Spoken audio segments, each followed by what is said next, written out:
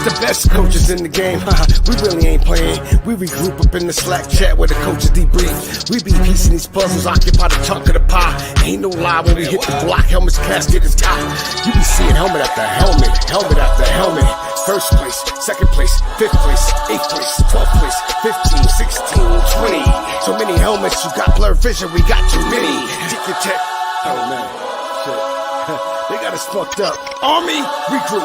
We pledge always to have that edge. We don't fire warning shots. Competition just dropped. We locked and loaded before lock. Whatever the time, yeah. Do you even correlate? Being the best requires a willingness to outwork your competition. There's always someone smarter, faster, sharper, more naturally gifted to come around.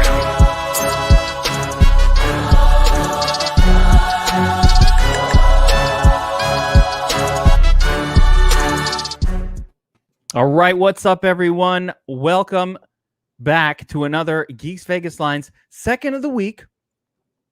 That's right. We're replacing the Wolf Pack this week with a second Geeks Vegas Lines show where we're going to break down all the games on the NFL main slate from a Draftkings, FanDuel / DFS / sports betting angles breakdown, as always. Now, I've got the GOAT with me himself. Top 20 ranked DFS player in the world. I say number one, by the way. Fuck those rankings. Fuck those rankings. One of the greatest sports gambling minds of our century. John Statsational Alessia. What's up, my man? What's going on, brother? Man, I'm tired though. Thanksgiving. Seeing the family, I'm good. I'm good for another year without seeing the rest of the family. What a night! What in an Italian Thanksgiving meal? Oh boy! What do you have as the primary dish? Is it sausage and peppers? No, come on, man. It's no, we do the turkey, but nobody eats the turkey. I'm saying, like, what are you actually eating at the house? Well, what happens is, like, the early, like 1 o'clock, it's an Italian dinner, basically. That's what I'm talking about. And then 6 o'clock, you do the traditional American Thanksgiving. But like, no one's as excited for that as they are for the early. So what goes on in the early meal? Because you got the manigotti, you got the rice balls, we had the antipasta, the mussels, it goes on. Eggplant rollatini we had. Oh, homemade. Oh my God. This is what I'm talking about. Like, you're fucking turkey. Turkey's like the obligatory thing that you gotta. All right, we got the turkey once. Fucking, and everybody's like, "Is there any more of that manigot from earlier today?" Because exactly. I want to have another one. Right? No one's excited about the turkey. Yeah, the turkey's like, turkey's not the great. It's nice that once a year, but it's not the greatest. Can I tell you the greatest? The greatest was my friend Jason Centrella in high school. Okay, his mother not only was my English teacher at the high school, but was like the ultimate like Italian mom. Okay. And they would have a Thanksgiving. They invited me one year, and they also did this for Christmas. I was like, oh, Christmas, I'll go. Right. They would have these meals. There was so much. And I was like, why the fuck do I go to my house and it's fucking gefilte fish? And these people have like the most amazing. I'm not coming to home for the holiday. I was at sausage and peppers and chicken parmesan and everything you go to a restaurant for, and it's like better than that at the house. Yeah, we had a whole buffet line set up, so that whole buffet. That's bet. Yeah, it's huge. But the where I grew up, so I mean, I had a lot of Jewish friends. That neighborhood, I grew up in Canarsie, Brooklyn. It was either Jewish or Italian. You didn't want to go to your Jewish friend's house. Well, not for Thanksgiving, but I used to go for like the Jewish holidays, get a brisket. But most of the time, they didn't even know how to cook it'd be like this dry brisket. Oh, yes. Terrible. This is one you're like, what the fuck is this? Wait, this is nothing like when I go to my family for a meal. You're like, what is this shit? Exactly. They were great though. One of my best friends growing up, they were Jewish. And I love when they'd order out for the Jewish deli because we get Grabstein's in Canarsie was one of the best delis. But that was a good night. Getting a little, what was it, kasha kanish and a little corned beef. Yeah, it was great. Yeah. That was great. Better for ordering. When you find out they're ordering you're like, oh, I'll come by. Yeah, the Jewish moms were great at ordering. Yes, they were fantastic. But when they start to try to make you're like, what is this? Yeah, why is this fish cold? Like, what is this? Why are you serving this? No, it's not good. It's not a good scene. In my family, see, I don't usually get personal on these, but like in my family, I have like, the American side, and then I have like a more ethnic side, right? The ethnic side, their food is amazing. Let's just put it that way. Their food is amazing. So like, but the American side, like the really American, like the multi-generational horrible. The ethnic, give me some like Middle Eastern. Oh yeah. Food. You know what I mean? Absolutely. Yeah. You don't want that matzo balls or any of that shit. Oh, I could go for a good matzo ball soup. No, but eat it. Eastern food. Buffalo isn't rails. No, brisket, man. That's a big thing. The brisket. It's not that big good. Jewish meal. Really not very good. It's not good. No, not typically the ones I had growing up, but I do love a good brisket. If it's done right, but that's if it's done right, it's fantastic. It's usually at a smoky barbecue house, not at like. Yeah. Tell them what holiday am I? What's the big? Is it Rosh Hashanah when we eat a lot? Yeah, that one and Passover, the two big. Well, Passover, of course, but Passover is the big brisket meal. Yeah, that's the big meal one. Yeah. But it's not a barbecue brisket. It's like no. In cranberry. It's just exactly. Yeah. Trust me. Exactly. It's not Texas. It's not Texas barbecue. No. All right, let's get into this. That was like way off the rails for us. We are here to break down the NFL Week 12 slate from a betting angles and DFS point of view. Normally on Friday, we do what's called the Wolf Pack, where we get into tournament strategies and we talk a little deeper discussion overall about like how to be profitable in DFS. But time is limited. And we had the giant slate yesterday, so we're getting right back into breaking down the main slate in our standard Geeks Vegas Lines way. Of course, if you are watching this, I want to remind you to like and subscribe to this channel. If you hit a couple likes, maybe one day we'll get noticed. Maybe one day the Sirius XM people will come calling and be like, "Dude, you guys are the best thing that is on YouTube right now. We need to get you on the radio." So that's what I hope. So if you smash a little like, a little subscribe, it helps me out, helps you out, helps everybody out. Nothing wrong with that. All right. We're going to start with the core four as we do every week. And it's been a tough one to pick out a core four games that we're going to dive a little more in depth into. And then we're going to go through a lightning round covering the rest of the games. Try to get all the relevant DFS plays and hopefully some betting angles as well.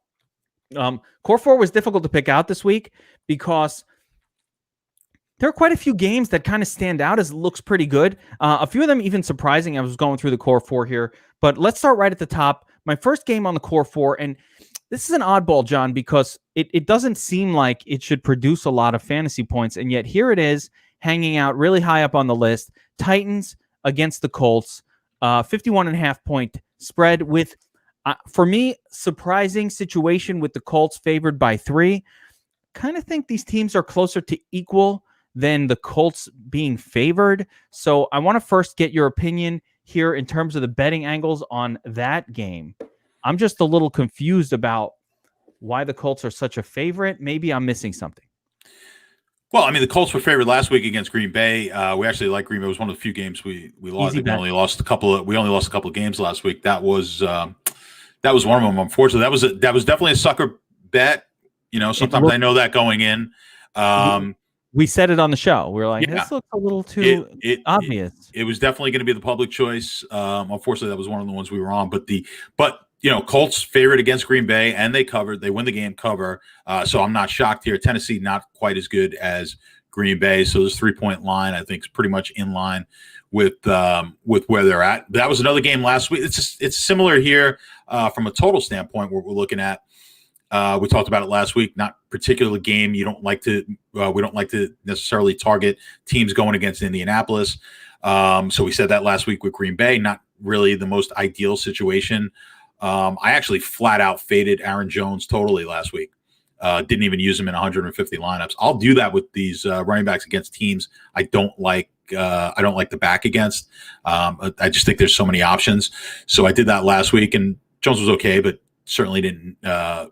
The fade didn't hurt. No. Yeah. But they scored a whole lot more points in that game than than we may have anticipated. So I think the potential is there as well in this game. But again, I don't want to go. I just don't think targeting against the Colts defense is generally the way you're going to make money on the larger slates. Yeah, they've been a team that slows the football down when they have it. Well, they slow the game down when they have the football in their hands, and they've just played a stymieing style of defense that has really worked out. I'm looking at the projections, the power rankings tool for this game here, and the Colts 284 passing yards stands out a little bit as a plus sort of statistic for the passing game for the Colts. Again, Colts are a very difficult team to sort of interpret in terms of how they score. It's really weird each week. They spread the football around. Let me actually show you something really fascinating, okay? Because this will fascinate you. If you look at target shares in the Colts offense, and here's our matchups tool on DFS Army, you'll see that no one gets a high target share, like 11%, 9, 17, T.Y. Hilton, even Michael Pittman, who is the guy, right? 9%. These are like numbers. These are DFS death right here. Can you see these on your screen, John? Yes. 11, 9. The biggest target share is 17%. And, Trey Burton's coming in for 14%. Marcus Johnson, just random wide receivers turning up. Mo Alley Cox, Jack Doyle. Everybody gets a taste in this offense, and it doesn't produce anything good. I don't like it, John. I don't like it. No, it's terrible. I mean, if you play season long and you have any of these guys, it'll drive you nuts. I mean, I've got like Jonathan Taylor in a league, and it's like, what am I supposed to do? And he's been terrible. It's for DFS purposes. Again, you're making a small amount of lineups into a GPP, certainly in cash, but GPPs, I'm not using any of these guys. I don't care what the projections are. I just don't think it's worth it.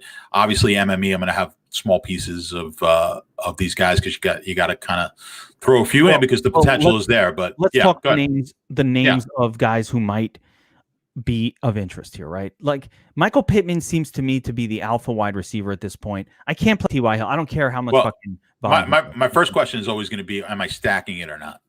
Or are these single pieces, right? So I'm not playing river. I'm not playing river stacks. Nope. And I'm certainly not going to play. I agree with you there. And then, am I playing any Tannehill stacks? I wouldn't either. I don't want to target any stacks against this defense. So we rule that out right away. That's kind of how I'll look at it. And then I want to know what pieces of this game can I afford to play. So go ahead as you were. Looking at this is definitely not a game stack situation. I'm almost pointing it out. I almost brought this game up because I don't like it. Mm-hmm. And here it is sitting there with numbers that say you should like it, but I don't. I'd say the one interesting thing from last week, and I don't know if it's going to carry forward or not, was Jonathan Taylor did get a mild step up both in his snap count and his target percentage in the game. 60% of the rushes for the team at the expense of Jordan Wilkins, who dropped down to about 11%. That's something we really want to see. In a perfect world, Taylor and Nyheim Hines would be the only two running backs getting any touches, with Nyheim Hines coming in long down and distance situations and Jonathan Taylor in sort of the 2-down grinder role. I could deal with that. I can live with that. And maybe Taylor took a little step in that direction last week, had a pretty good game. So I don't hate Jonathan Taylor. I haven't played him this year yet, but I don't hate him. And as a GPP, hey, what if he gets more touches role, right? Michael Pittman seems to be the only wide receiver on this team that has any sort of big play upside. The problem with Pittman is the volume just isn't there, but the big play upside is, so you can't touch this guy in any sort of a cash environment at all. But if you want to get a tournament entry and you think this game's going to go high scoring, that'd be about the way I would go. I guess you can make an argument for Nyheim Hines. I probably won't make that argument, John. How about you? No, I pretty much like to stay clear of the running back situation with the Colts. Ideally, if it was two guys, if you had a Chubb Hunt situation, something like that, we can be a little bit more confident. But no, this is I'll stay clear of their running backs. I do agree with you. Like Pittman's the guy if you're going to use a piece and you say, just in case this game does get to be high scoring, That would be my obvious pick on their side. T.Y. Hilton's not that guy anymore. Pittman would be the guy, and I'm going to use him sparingly in MME. I don't know if you want to flip over to the other side. I think obviously we definitely have to take a look at this. Right, you're always gonna talk when you talk about Tennessee. It starts with Derrick Henry. I'm going to keep the strategy I've been doing, and more than likely here, I might just do a full out fade on Henry. It's going to be tough. I don't want to go officially on record saying that yet. Just what I usually do. I'll just give you guys what I do when I go down I look at the projections. Yeah, you know what? They're projected high enough where I will use Henry. But it's going to be a small percentage. I'll throw out like those real low red numbers and just not use backs in those games. I advised somebody in the Slack the other day of that. Someone was asking me about that, and that's what I'll do. So I'm not afraid to, like I said, I wasn't afraid to fade Aaron Jones. I faded Derrick Henry earlier. Like when I say fade, I mean X'd him out and did not play him against Pittsburgh that week. I'll play him this week now that I look at it, but it's going to be a small man. I don't think he's going to be high owned anyway. Colts have a few defensive players out on the line this week, so there is some argument going on about, hey, should we play Henry? He's 7,900. That's problematic for me because Henry just, again, it's something I keep talking about with these guys. He can't just have a normal game at 7,900 with no passing game involvement. He absolutely needs 2 touchdowns and 100+ yards on DraftKings to create value, which he's so capable of. He's supremely capable of that every single week, which is why we play a guy like him. And I'll even mention our chalk pay up guy, Dalvin Cook, is the same way. He is not doing it via the pass, so he needs just to literally smash every week in order to make value. Derrick Henry's the same way, but it's a tougher matchup. The Colts do have some players out though, and so can he get there? Yes. Am I going to play him? We'll see. Definitely not in my high dollar stuff. That's not what he's not standing out to me as a good play at all. And according to where's my power rankings? Let's go right back to it. According to the power rankings, 119 yards. That's fine, but it's not great. It's fine, but it's not really what we're looking for. Again, other guys, 170, 160, 170, 115 doesn't really stand out. So more tournament only situation in my mind. The one guy somebody just mentioned in chat, AJ Brown and Corey Davis, I would say of that pairing, I probably like Corey Davis maybe a smidge more because AJ Brown is priced just way too close to the studs. There is just other guys I want to use in the 7K range this week on DraftKings. It's not that I don't love AJ Brown. I do. He's great. He's not a volume guy though. He's a 7 receptions smash play guy. And, there's just too much goodness right there at about a similar price range to where I will not have A.J. Brown really in my pool of players. How do you treat situations like that, John? As far as well, I mean, you look at a guy like an A.J. Brown. It's not a good matchup at all by any stretch. This Colts defense is very good at limiting big plays to wide receivers, but more so, I mean, they're 8 DVP. It's not a good situation, but more so, it's like, what, you're going to pull the trigger on A.J. Brown over, Keenan Allen or Stephon Diggs or someone of that sort who's hanging around, not that different in price? I totally agree. I mean, I'd actually rather go down. I'd rather, if I did want pieces of this game, I'd rather just have Corey Davis at the cheaper price because I'd rather get the cheap option in there who doesn't need to do as much. So I think Corey Davis has a better shot at producing value than maybe AJ Brown does in a matchup like this. So I would look that way because they do have they do have some decent matchups when you look at it in the secondary here in this game. So there's potential there. And again, with a 51-point spread, 3-point total, easily one of these wide receivers can really have a good game. I would just rather pay down, and because like you said, I think we've got some better options on the higher end. Just one other quick note on Henry, and I talked about this earlier in the year. Remember when I said we always talk about the chalk and good chalk, bad chalk. One of my rules is when I see a guy like Henry, guys who are typically the top the high end. They're the high cost guys, high end running backs, and they're going to be low owned. Again, what do I always say? They're low owned for a reason. So don't be afraid to. Can you think of one off the top of your head that's happened this year? I'm sure it has. I mean, none of these things are universal. But typically, when you get these high, Zeke, Cook, Henry, you know the guys I'm talking about. When they're going to be like 10% and 12% or lower owned, they usually don't pan out. There's probably one week that it happened, but I can't. There've been a couple of good weeks. There was a week where Aaron Jones exploded when everybody was on Derrick Henry, and Henry kind of failed. And there was a week where Dalvin Cook exploded when everybody was on. There was a Dalvin Cook week, I remember. Yeah, when everybody was on Kamara. So that is this year has been a bit of an anomaly at the running back position, where there's been a lot of chalk fail. More than I've ever seen before in DFS, and I've adjusted my play. Like I said, this is something I talked about on the Players Club a lot, but I've adjusted my play. I am not using running backs in the flex borderline at all this season anymore. I stopped using them for a couple weeks ago. It just doesn't make sense to use them. The running back position has been really mediocre and hard to predict, and wide receiver hasn't. So why am I doing that? Plus, wide receivers can get to 12, 18 points so much faster than a running back can if they're just being used. So, last week I used Deontay Johnson in the flex and cash games, helped me smash all my cash games. And that's really been what I've been doing across the board. Is just these running backs are hard as hell to predict. This week you will see it is very tough, very, very tough. So that's why even like a Jonathan Taylor, who normally stinks, is like, maybe I need to consider him, because the whole position group is really, really difficult, as you will see here as we go through this. With that being said, the next game on the core four has a couple of viable running backs. So on the slate, one of which I think will be chalk, and that is the Carolina Panthers taking on the Minnesota Vikings. Core 4 game. 51.5 point total, 3.5 point spread, return of Teddy, KGB Bridgewater. You should have paid him. Give this man his money.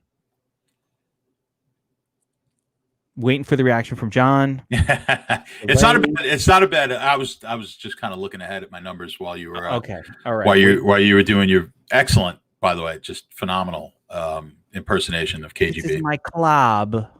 You should have paid. You should have paid me that hand. It's pretty good. Thank you. That's not a Russian accent. That is a John Malkovich doing a Russian accent. Yes. Very different. Not the same. Now, I don't even know what I'm talking about anymore. You want me to do more Teddy KGB? I've got more. Or we go into the game? Okay.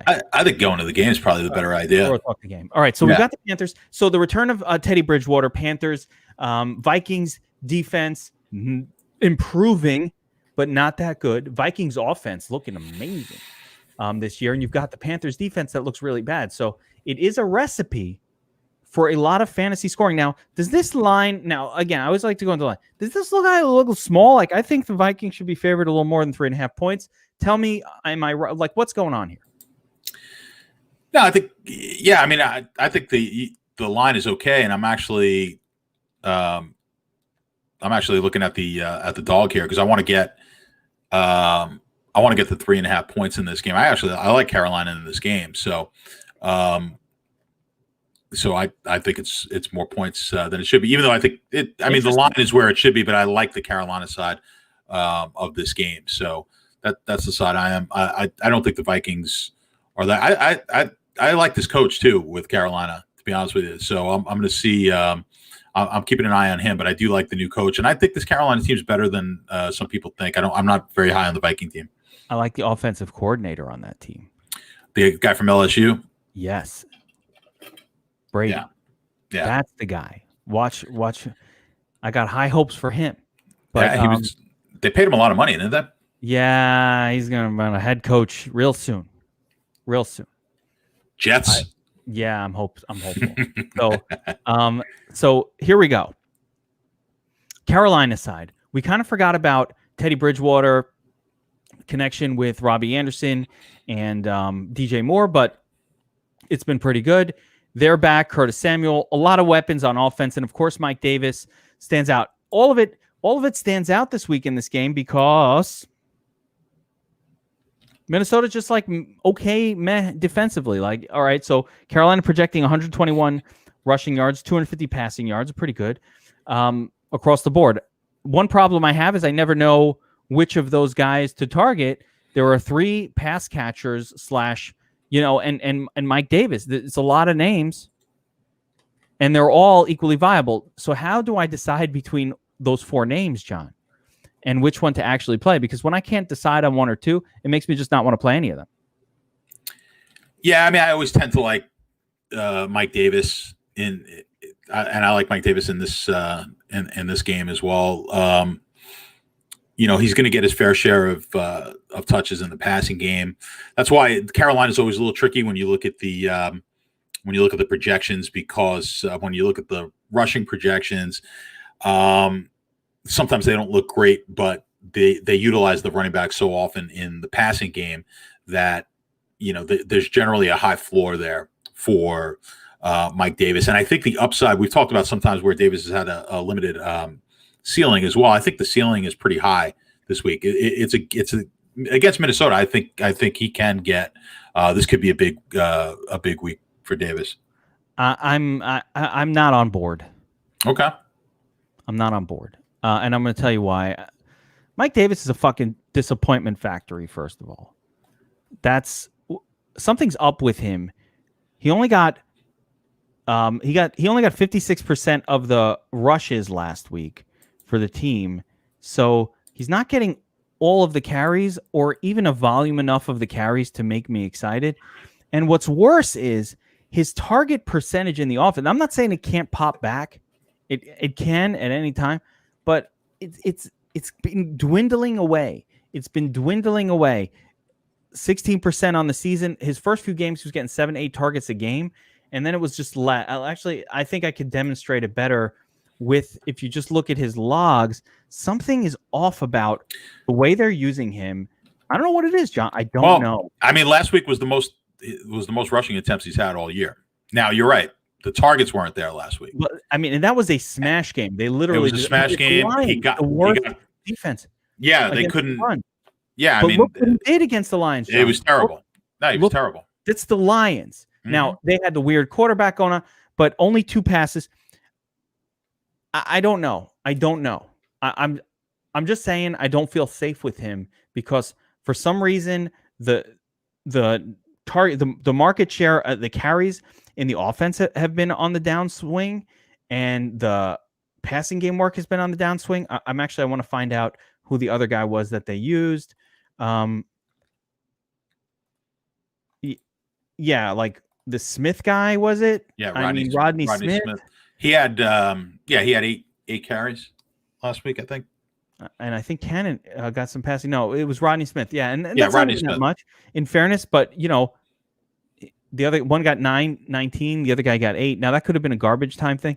I'm much more concerned actually with the lack of production in those 19 carries in a smash game combined with just not much passing game work. It's weird. It's weird because when Christian McCaffrey is in the game, they throw to him constantly. It's part of the game plan, and they just don't do that they haven't been doing that with Mike Davis ever since the first couple games. So that's my only concern, but I get it. I'm dying for a second running back. And the other problem is he's 6,900. I don't think he's priced appropriately for what his production has been recently. Not to say that matters in trying to win a tournament, but it does matter to me in trying to cash games. So I'm just a little concerned about it. The other side of this game, the Viking side, is where a lot of goodness is probably going to come from. If we look at the matchups tool, it's actually amazing how these two teams focus their passing game. We just talked about the Colts and how no one passed 20% or even came close. Most of them are 12 to 14% target share in their offense. Look at the difference here. DJ Moore, Robbie Anderson, Curtis Samuel, all floating around 20%, all well over last week, 30%. So basically nobody but those 3. Flip side here is Thielen and Justin Jefferson. Man, they get all the looks in this offense. 30% elite passing game usage. Yeah. I look for 30%. That's the number. Well, we won't have Thielen this week, I don't believe. No, he's come back. He tested negative. Yeah. No, he tested. Yeah, he tested. He tested positive one day, negative the next day. He'll be in the game. Okay. I would not be happy if he's not in. It's not like, oh my God, play Jefferson. I think that just harms the team. I don't think that. I haven't found where that situation has helped number 2 wide receivers all that much. But notice what the difference here is. If they have to throw a lot, we know where the passes are going. It ain't going anywhere else. It's these two guys, maybe a little bit of Kyle Rudolph, and that's it. I like that. Thielen is out 100%, Nicolo's saying. Why are you saying that? I thought he tested negative right after the positive test. Yeah, so I was just looking at my matchups, and I don't have them in there, the cornerback matchups. So, okay. Well, maybe I'm mistaken. Well, let's explore that then. Thielen out 100%, right? Mm-hmm. Nicolo is saying that. I typically don't like to go to the number 2 wide receiver in these scenarios, because sometimes, you've seen it with Marvin Jones Jr. He never performs when Galladay is out. He just never does, because you get number 1 wide receiver treatment in that space. What do you do here? Does the Jefferson projection pop up to the point where maybe we should play him because he'll get 50% of the targets? Like, who else are they going to throw to? Well, what about Johnson? Olabisi. But Olabisi Johnson, like playing him? Yeah, I mean, I guess. If Thielen's out, I think you got to consider if they announce Olabisi. What's just looking for the prices. I'm sure he's stone cold minimum. Why is it not on here? I'm looking. Hold on. He's 0. Here he is. 3K. Yeah. So I mean that's going to become a very popular punt. Well, there you go. Another name to add to the list. If now, does he play? Does he replace Thielen? Is he a slot guy?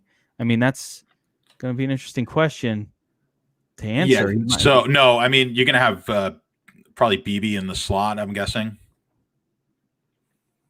And then let somebody look at what percentage. I could check out slot percentage, how often he plays in the slot, just to get an idea. I'm curious. But in the meantime, does that help? I wonder if that helps or harms Dalvin Cook, who is the real star of this game. It's Dalvin Cook. Somebody was saying Irv Smith and John, just to on as far as the slot goes, he would be the least likely to play in the slot. Olabisi, right? Yeah. Yeah, see, that's a problem because Thielen plays in the slot. So I'm not sure that he's like a direct replacement for Thielen. Yeah, you're gonna wind up with a lot of BB, which again I'm sure is a min-price guy, but I don't know if there's as much upside there. I'm probably still gonna go with Gabriel Davis as my cheapie rather than this. But it is, this does make an interesting decision. I'm not ready to make that decision on what to do with Justin Jefferson if I want to elevate him in that scenario. I do think his projection will come up. But the big name in this game and the most important really player to talk about is going to be Dalvin Cook. Dalvin Cook is going to be the chalk running back of the week once again. The matchup is pristine. DVP number for Carolina, 27th ranked against the run. So anytime Dalvin Cook has had a quote-unquote good matchup, Dalvin Cook has smashed it. He just has this season. At the same time, we know that Dalvin Cook is very much yardage and touchdowns dependent. So there's always that elevated risk of a dud if he doesn't get the touchdowns. Go ahead. Last week, he got unlucky last week with not getting in the end zone. But he still there was a couple. I think he could have easily had he did okay. Trust me, I had him. He was my highest owned player last week, and while he was okay, I needed those touchdowns. And then Thielen getting the touchdowns instead of Cook down by the goal line just wound up hurting me pretty much. And then some other chalk wound up coming in. So yeah, I think he was fine, like you said, but he's got to get those touchdowns. Like just getting the rushing yards. If he doesn't get in, he's got to get a couple of touchdowns to make that price really worth it. Got to get 2, but the reason he's priced up is because there's a reasonably good chance he gets 2. And I want to let's see if we have our I'm hoping it's up, but sometimes it doesn't come out till Saturday. The props. Yeah, I just want to see if the props, if the prop tool. Let me open this on a different window here in a minute, but I want to see if the prop tool shows the numbers for, for Dalvin Cook, because that'd be really interesting to see what his 2 touchdowns. One of the things you can always look at, and you could look at it for Derrick Henry too. It might not be out yet, but yeah, here we go. I mean, scores 2 John, is this unprecedented? Minus 105 to score 2 touchdowns. That's unprecedented. That's a pretty, but that looks like a crazy number, because if you look, FanDuel's got it at plus 185, which makes a little bit more sense. So I don't know. I believe the FanDuel number more, in fairness. So for you guys who are watching, don't bet. Again, this is the DFS Army props tool. If you bet on props, make sure you're using this first on the DFSArmy.com website. You got to use the prop finder, because only a sucker, you shop these. They're different on every book. And if you're not shopping them, you're not getting the best number. I know this is a DFS, but this is a sports betting show too. You must shop your props. Go to the prop shop. Free to use it. But I tend to believe the FanDuel number a little bit more. But even that, plus 195, is that the quick math in my head, 37%? 38? What's that? The 195? Implied probability, 36, 38? Yeah, I mean, so exactly. That's pretty good.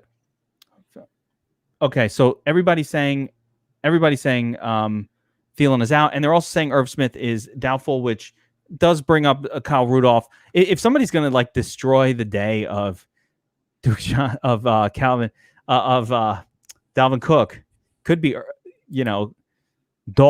Kyle Rudolph, catching 2 cheap tight end touchdowns by the goal line. That could happen.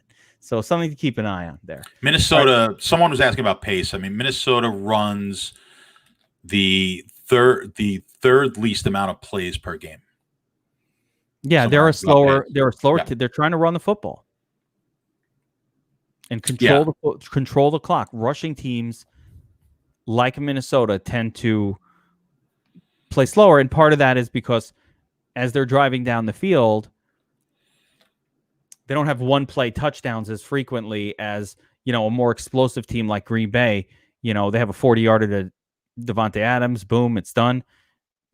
By the way, the Panthers are the 28th ranked in number of plays per game. So you've got a slow-paced game here. Across the board. I like the Panthers. I mean, it's just a good game to target. I think Dalvin Cook is going to be the chalk for good reason. I think we just showed, there's as high as 50-50 odds of him scoring 2 touchdowns. That's crazy. But also the pass catcher for the Vikings, all the pass catch there's a lot of excitement in this game, potentially, even at a slow pace. The reason being, these teams don't spread the football around. So you know exactly where the football is going, and that makes it good for fantasy.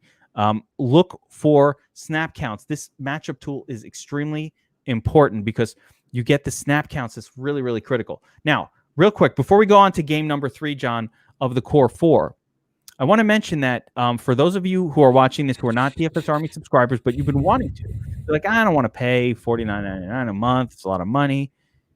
It is Black Friday today. And DFS Army and Sports Bet Army, if you want to learn sports betting, both of them are running a promotion. It's just until Sunday for new subscribers. You cannot currently be a subscriber to do this, but we're having a Black Friday deal. You use promo code Black Friday. You get half off the subscription price to either DFS Army or Sports Bet Army. Guys, I don't have to say it. If you watch the show, you already know. John is giving out his picks. John, what were the last week in Sports Bet Army was ridiculous. Yeah. But what were the numbers? I can't even remember. It was like, what were the NFL numbers were insane. You smashed all your NFL bets. Yeah, it was like 5-2, 6-2, something like that last week in the NFL. Like I said, 6 straight tennis wins in a row. We had a couple of Champions League, Monday and Tuesday Champions League, 4-1 in Champions League. And then you had last weekend with college football. Ryan was just crushed it. Then yesterday we've got a lot of new subscribers over at SBA, and people were just losing their minds. They're like, I should have done this earlier. First of all, there was huge. How about that free bet? Literally, everybody doubled their money. $250. I mean, I don't know how many people made out on the $250. Anthony was pretty adamant. He loved Houston yesterday. I didn't have anything on the games. We conferred on it, and I said, yeah, we put Houston out early at -2.5, but it didn't matter if you had the 3 or even if it went up to 3.5. And yeah, everyone just cashed it. Like, it was a great way to start your bankroll and get that bankroll boost with a free bet for $250. So a lot of people took advantage of that. A lot of very happy people over at Sports Bet Army. That was just awesome. I mean, you really do have to love it because, like I said, we had that promo, that thing. We gave out a couple $1,000 bills. Actually, we didn't give out the second one. That still has to happen. That's going to happen. Yeah. Yeah. Oh, well, there we go. That's more work for me. Yes, it is. But we gave out a couple $1,000 bills. But more importantly, everybody who signed up, got that free bet. We gave out, we put out the Houston bet. So, and it was a free. So everybody put a $250 bet on it. Everybody doubled it to $500. And today, that same book, my bookie, is doing like these Black Friday promotions. I'm just hammering everyone. I blindly, whatever promotional bet that comes out, I just hit it every time. I don't care if it's a boosted bet. I pretty much just take it blindly. And so hopefully we're going to have lots of nice hefty bankrolls to play out the rest of the season. Anyway, let's continue. My favorite game of the week, John. This is the one that stands out above all others. The Bills at home, taking on the Chargers. High scoring affair. Now, if I could find it on the list, that would be helpful. Try to say it slow. Here we go. 53-point total. Bills home, 4.5-point favorites. Two teams that both produce a lot of offense, and I know they're going to stand out on the Statsational power ranking sheet. They produce a lot of offense, and they give up a lot of offense, both of these teams. So let's see what the numbers say about this game. Of course, once again, I've got to be scrolling up and down. Buffalo. There we go. 276 yards projection for the Chargers with 37 rushing yards. Buffalo's numbers not looking as great as I would have expected. 101 yards rushing, 257 yards passing. You have this as an equal matchup, 27-27. Not that means anything. But I love this game from a fantasy point of view. Does anything stand out on the betting angles, John, that we should be looking at here? Unfortunately, no. There's not a lot for me on this game. This is an odd week for me in general. I don't have too many. I'm not going to have too many plays this week, so this is not going to be a game I'm taking. The Chargers just tend to play close games.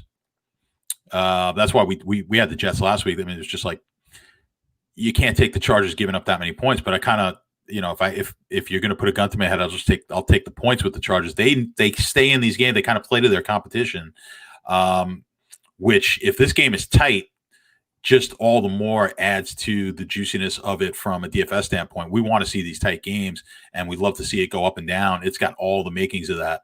So I understand why you like this game the best. I think a lot of people will. I certainly will like this game a lot myself. I did not have time to do the stack probabilities. I'll get that done at some point today, just because of with the holidays and traveling. But when we get that up, I'm sure we're going to see. We're going to see this game up there quite a bit in different stacks in the top 20. I love it.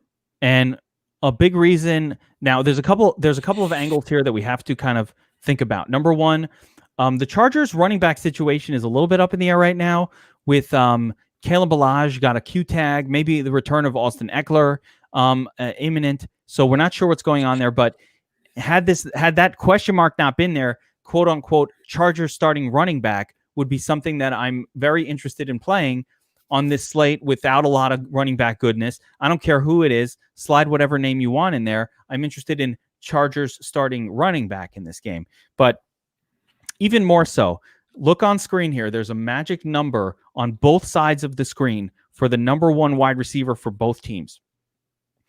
The magic number is 30%. I want wide receivers with a 30% target share in my cash games because I could do math real quick.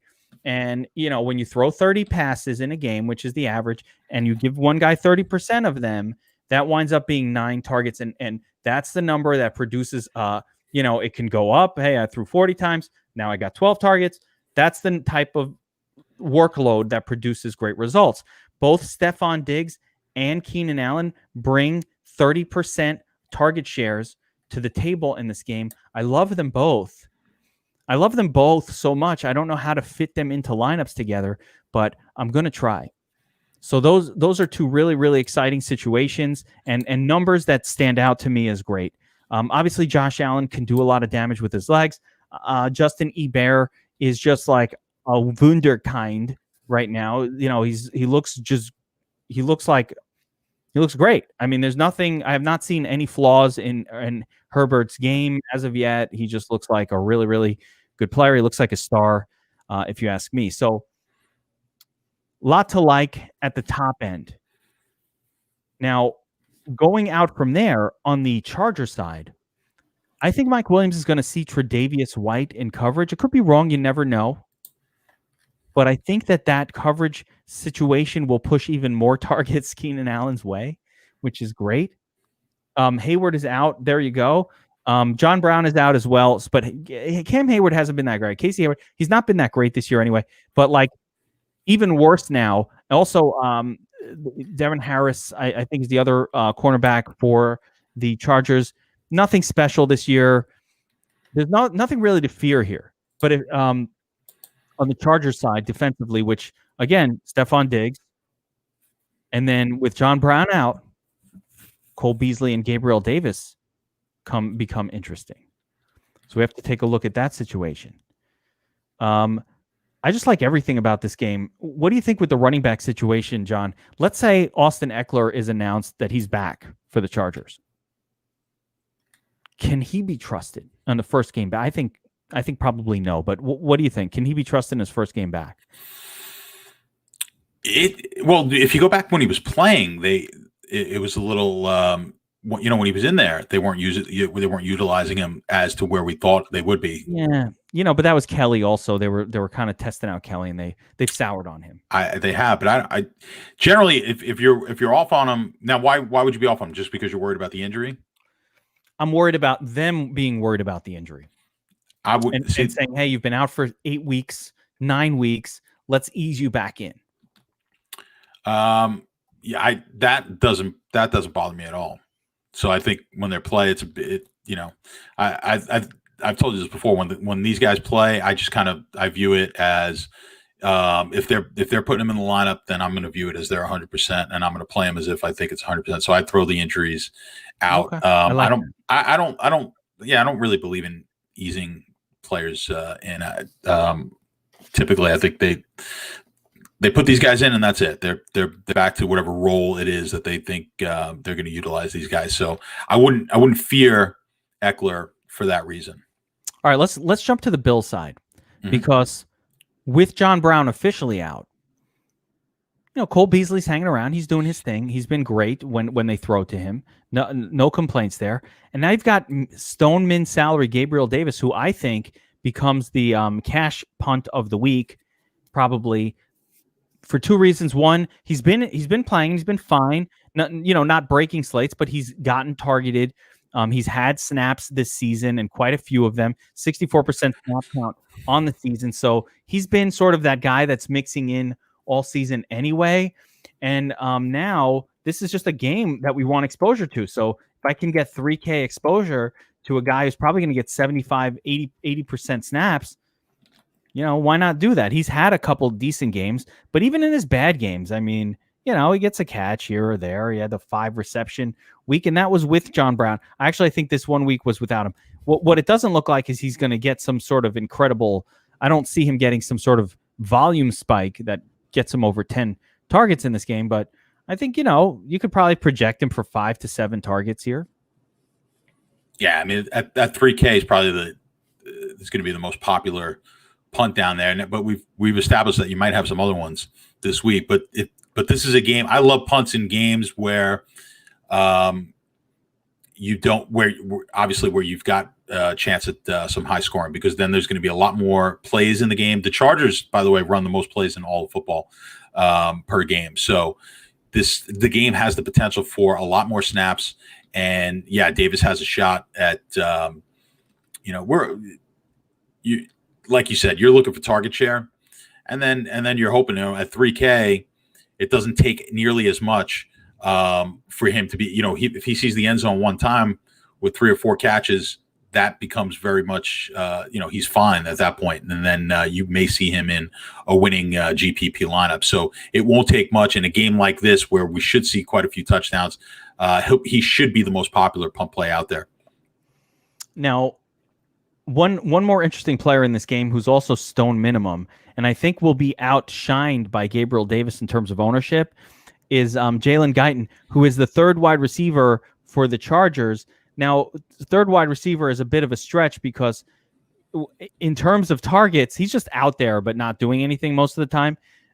In terms of targets, it's Keenan Allen and then everyone else. It's usually Keenan Allen, running back, Hunter Henry, Mike Williams, and then, so he's really the 5th target on the team, even if he's out there 80-90% of the snaps. But does Jalen Guyton stand out as anything other than a crazy millie maker dart throw? Yeah, not nearly as good an option as Davis is. But if this is the game you like and you're MMEing, you're going to want to have a couple of shares of Guyton in there in your stacks. I don't know what your opinion is. I really like punts.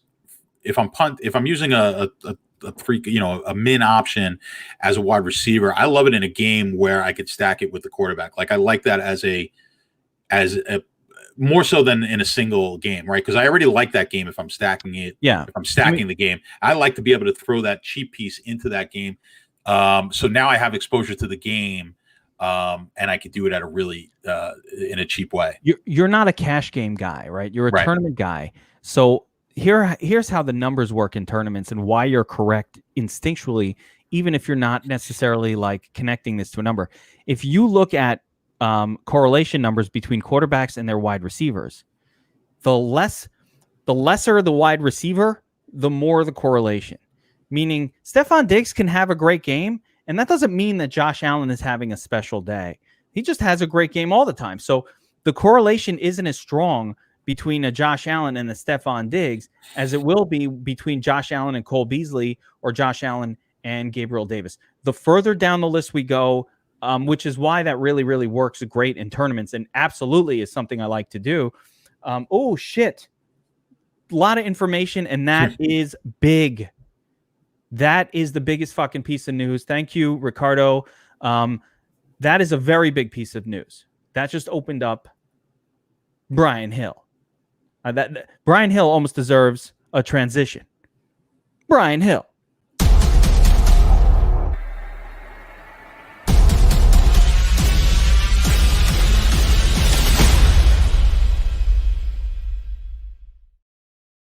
Value punt, engage. The whole slate just turned upside down. Beautiful. We'll get to that one. Yeah, we'll get to it. Well, now, good stuff. I love it coming from the comments. Why is it that while we're filming these, so much news comes out? All right, it's amazing how this goes on. And then we're like, you guys didn't know that? No, we were fucking live podcasting when that happened. The final thing I want to talk about, John, for this game. Yeah. Both of these quarterbacks are absolutely viable in every kind of format that you want. When I first looked at the slate, I said, yeah, Josh Allen, top play on the slate. Or Ebert, top play on the slate. Fine by me. Now I no longer think that, because we will get to a game that I think the QB is a better play. But do you have a preference? Like, if you did want to play cash games, do you have a preference between these two guys? Yeah, I would take. I like Herbert over Allen if that was my. Cheaper price. I still think they're pretty close as far as I don't know what we haven't projected at, but I guess we got, what is it, 25-20 there up on the screen. But I like Herbert. I would take Herbert in cash games personally in this one. By the way, I don't know if everyone 100% called, because you got interrupted by your that news with the girly. But your point was like excellent on the on using those punt plays with the quarterback. I think we talked. What was it, a couple weeks ago? The Buffalo Arizona game. Not that Beasley's necessarily a punt, but what I said was you can look to the third, the second and third option in these games, and like you said, that's a really where the number one wide receiver doesn't always need the quarterback to have a monster game. And man, how many times did we see it with Michael Thomas and Drew Brees? I mean, Drew Brees will throw for 200 yards and Michael Thomas has 120. Check this out. So when you're on the domination station, and all right, we just talked about Allen. So here's how it sets up. And there's a reason it sets up like this. And Jay, I don't disagree with what you're saying there too. That's the reason I would like Allen, because I do like the rushing upside. But so I think there's a better cash game play anyway than both of these guys. But I think I would also prefer Allen because he gets you a little bit more with his legs. Neither team is likely to do that much with the running back position. But I want to show you this screen right here on the domination station and how nice it is. So we just talked about this, like, all right, Josh Allen, right? And you're like, okay, who should I stack him with? Well, your first thought in your head is, let me stack him with Stephon Diggs, right? Because he's a fucking guy. But when you look at and when you see it on screen, you're like, these are the guys. His best correlation, the most powerful correlation, is going to be with Gabriel Davis, secondarily Cole Beasley, and the third most powerful is Steph Diggs, because Steph Diggs, like you said, he can have a good game anyway. But when the third guy is having a great game, that's probably because the target volume is massively elevated in a particular game to where it spreads out to all the extra guys. So very, very key when you're mass multi-entering to understand. And plus, if you're saying, hey, I want to get exposure to Gabriel Davis, might as well get exposure to him in your Josh Allen or your Herbert lineup. Like, don't get exposure to him in your fucking Mahomes lineup. Mahomes got his own punt guy that you might want to play in that one. So you get exposure to him in this game, unless it's some super value where you could just spread him across all of your lineups. So yes, totally a thing. And by the way, the numbers back it up. Now, before we go on to the next game on the Core 4, we got a very important question here. We Win TV channel wants to know is if Glennon, Chanot, and Cole going to be too chalky as a stack. And I actually want to consult our proprietary technology. I use a machine learning system with, what do you call that? Blockchain technology as part of the IBM Watson computer system for some of our fantasy football questions to find out what it thinks of this combination of Glennon, Chanot, and Cole. So let's see, IBM Watson blockchain technology. What do you say? Hell no, to the no, no, no. Yeah, to the no, hell to the no, to the no, no, no. Listen. I was hoping it wasn't that, because then I'm going to be singing it all day. Independently verified. That's machine learning right there. It's a little blockchain component to it also.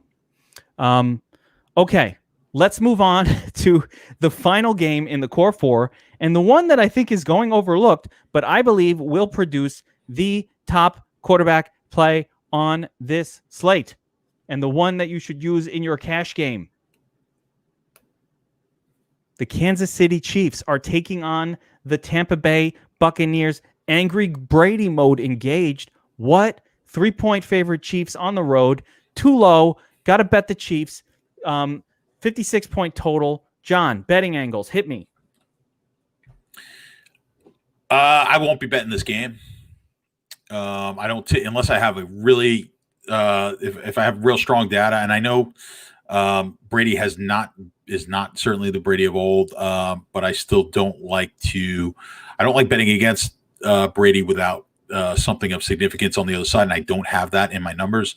So this will wind up being a pass for me, but I could totally understand that. The thing with Tampa, you have to have confidence in Kansas City getting a pass rush. That's how you beat Tampa. We saw Chicago. If you can get the pass rush with 4 guys up front, the Rams were able to do it last week. If you have that, you will beat Tampa. He's not going to move. And you were beating Brady 10 years ago doing that.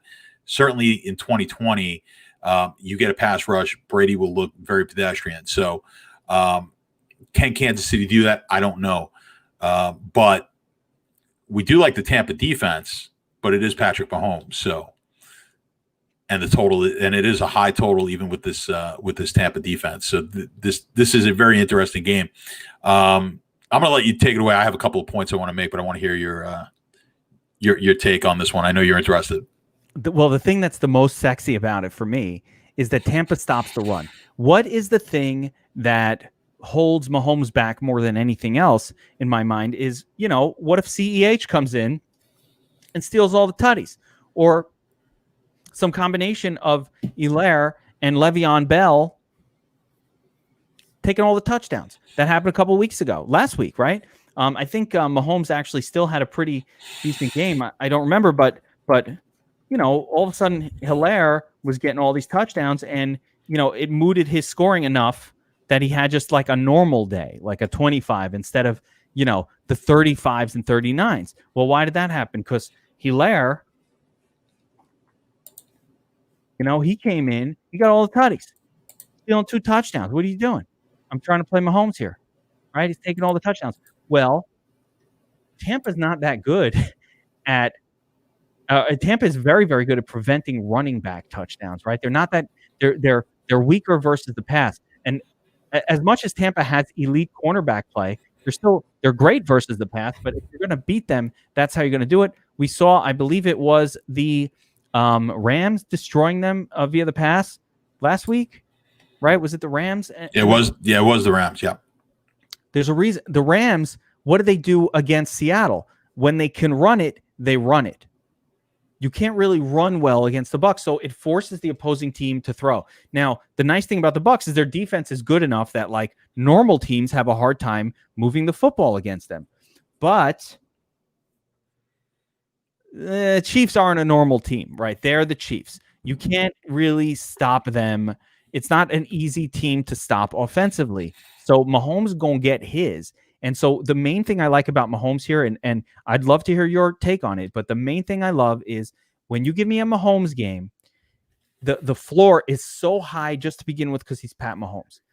The fear is always, what if the running back takes all of the goodness?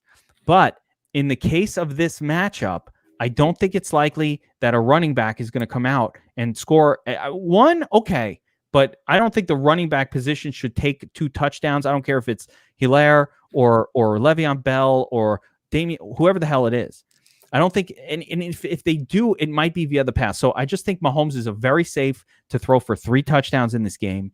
And you give me 3 touchdowns, it's a 56-point total, and it's going under the radar because the Bills and Chargers game is so much more exciting for some reason. I don't know why, because the Bucs, just Brady kind of like has been up and down. It's hard to play anybody from the Bucs because there's so many people. So I just think that I love Mahomes, and I think he's the cash game, high floor play, even above Kyler Murray and Josh Allen. Cash game, I don't, not my forte. I'm still okay taking Allen or Herbert, but I do like Mahomes quite a bit here. This is a game. I mean, it fits from the total and the line that we really like. Field goal line, highest total on the board. A game that could easily be a shootout type of close game. It's Mahomes, so Mahomes is pretty much Pat Mahomes against any defense. But here their matchups in the passing game, I think, are excellent. In this game, I actually want to fade their running backs. I don't want to play the running backs for Kansas City this week. No, but literally, you're not playing. I'm not playing them at all. No. So what I'm going to do is not play them, and I'm going to be game stacking this without the running backs from Kansas City. So I'm going to be playing pass catching options and looking for this game to just be back and forth through the air. I agree with you on the Mahomes 3+ touchdowns. I like it, and I'm not 100% sure on the ownership. It would be odd for the highest total on the board to not have as much ownership, but I think we might in GPP see bigger ownership on that other game, on the Buffalo game. All right. I want to ask you a sports gambling side of this question, right? Now, as you know very well, I know very well you're not necessarily a props guy, right? Props is kind of a new art form for sports betting anyway. Betting like player props just hasn't been a thing for very long. And John's old school, fucking having sheets in high school, walking around freaking Madison High School in Brooklyn, handing out sheets and Midwood, shit. man. Come on, that was the rival Madison. Come on. Oh, there you go, Midwood. All right. Well, at least you didn't go to South Shore. So, good avoid there. Now, we just said Mahomes 3 touchdowns. We could probably bet that. So I'm looking at this game and I'm going, how does it go? Right? Can I set up a prop like Mahomes 3 touchdowns? I think if this game is going to 56 points, you could bet on Mahomes high props. So like, is there a thought like, all right, I could take the under and kind of that could be hedged against like some prop like Mahomes 3 touchdowns. Do you understand what I'm saying? To where you can get longer odds on some scoring props. Where if we're assuming that Kansas City will not score via the run very much, then we can start to look at maybe Kelsey scores a touchdown, Mahomes to throw for 3, those type of props, and hedge them against the under on the game total as a whole. Is that something you've ever kind of done? That approach to betting where you're kind of looking at two sides of things and getting a little bit of hedge in there and leaving only a little sliver of a situation that leaves you vulnerable. Yeah, I don't typically like betting that way. So I'm not going to get into too much detail on it. It becomes complicated. There's a way to do it. There's a lot of math involved that we won't get into now. No, but if you're doing something like that, you just have to be aware that it's not an exact hedge. You can lose both sides of those bets. Yeah. So you do have to reduce your bet sizing. But I'll just say it is not something I typically do. I lost a hedge like that a couple weeks ago in MMA, and it felt so bad. It was like a sure thing, and then something weird happened, and that's how it went. I bet one fighter by KO or the other one by decision, figuring the only way this guy wins is by KO. And then of course he submitted the guy, which was unheard of. Like it was the weirdest. That was the Davison Figueiredo fight where he submitted Alex Perez, and I've never seen Davison Figueiredo submit anyone. Like he's never done that before, and I don't even understand how. Even I watched it like multiple times, and I don't even understand what the fuck I'm seeing. Even now, I still can't believe it. But I hedged it and I got burned. So there you go. That's the problem when you do a thing like that. If that little sliver of an outcome that you didn't account for happens, you're fucked. All right. But I see some interest there. I think that if Mahomes isn't throwing for 3 touchdowns, this game went a different way, like a low scoring way. All right. That'll do it for the core 4. We're going to jump into the lightning round where we're going to go through the rest of the games on the slate and try to see if we could figure out any goodness. There is another game actually that stood out, but we couldn't quite squeeze it in there. You know what? I'm going to call it the core 5, John. Wait. Hey, it's your show, man. Let's add another game to the core 4 here because this one's really important as well. And we just got incredible news about it. So I want to talk about the Raiders and the Falcons, 53-point total. Raiders are coming on the road as 3-point favorites. Now, again, John, why are they only a 3-point favorite? Shouldn't the Raiders be favored by more than 3? Why do I think? Am I the fish line? Like, what the fuck? I always this looks crazy. They should be like 6-point. Atlanta doesn't win. They won shit. They fucking suck. They got Julio Gimpy out there. They're even worse when Julio's not like himself. Why are they getting 3 points? Why is it just 3? Yeah, I guess it does seem low. I will say this. Matt Ryan's been a very good underdog quarterback. He's done well in games in his career as a dog. I know that doesn't necessarily mean go out and bet Atlanta, but I'm just giving you an angle on this game. It's not a game I'm going to be playing, but Matt Ryan has been pretty good as a dog role against the spread. So just keep that in mind in this game. I do think this game probably should have made the core 4. There's a reason. We'll take a core 5. I'm going to tell you why they didn't make the core 4. Go ahead. Is because I don't like the players from the game, even though it projects well. I don't like anybody. Now I like someone, but going into this game, I didn't like anybody. And so that was why I didn't make the core 4. I didn't like anyone. And you're going to, the thing with Hill now. Yeah. Okay. So you're getting I hate these when I don't like I normally would not have liked Gurley. I didn't mind Gurley. That's why I liked Hill. Right. So I didn't like Gurley at all here. And now I'm going to feel like I'm forced into playing more Hill than I want to. But I think this is a heavily pass game. I don't think Atlanta's going to utilize the run that much. So I think this game, the Raiders may, on the other hand, run. They like to run the ball, but I think both teams are going to be successful passing the ball in this game. I do think we'll get a lot of points, and I'm going to say Hill just doesn't. He's not going to get us the points. I'll throw that out there now. I'm going to be very high. I'm going to be very high on Hill. I know you're going to be very high, and I'll be under, and I'll take my lumps if that's the case. But I'm certainly, you have to play him. There's no doubt about that. But how many of these have we seen so far this year? How many of these punt play running backs have we seen this year that have just killed us? Occasional and occasional. No, it's been a lot. I think it's been more than have helped us. Well, I mean, I can name a few 4K ones that did pretty well, like the Salvin Ahmed first game. Yeah. The first Mike Davis game. We've seen it on both sides. I think the ones that did badly are exactly what you said. Duke Johnson in a bad matchup for the exact same price as David Johnson was in that same matchup. I was like, wait, I'm not even getting a bargain. Now I'm playing a running back against a team like that I don't like playing running backs against. And just because he's a injury replacement, I'm supposed to play him. And I didn't play him that first week, Duke Johnson. You know what I mean? That was a fail, but also the salary wasn't right. We did see the Mike Davis 4K game, which was a fail. But again, that was against Tampa. And we knew. We were like, I know this is a bad play. I'm going to hold my nose, and I'm going to play it because of the volume. And it fit. Again, it was the right play in cash. It worked in cash. Didn't matter. But like in tournaments, it was a terrible play that week. Now, I think that your thought process is going to be prevalent. I don't think, for example, that Brian Hill is going to go up to 35% owned. I don't. Could be wrong.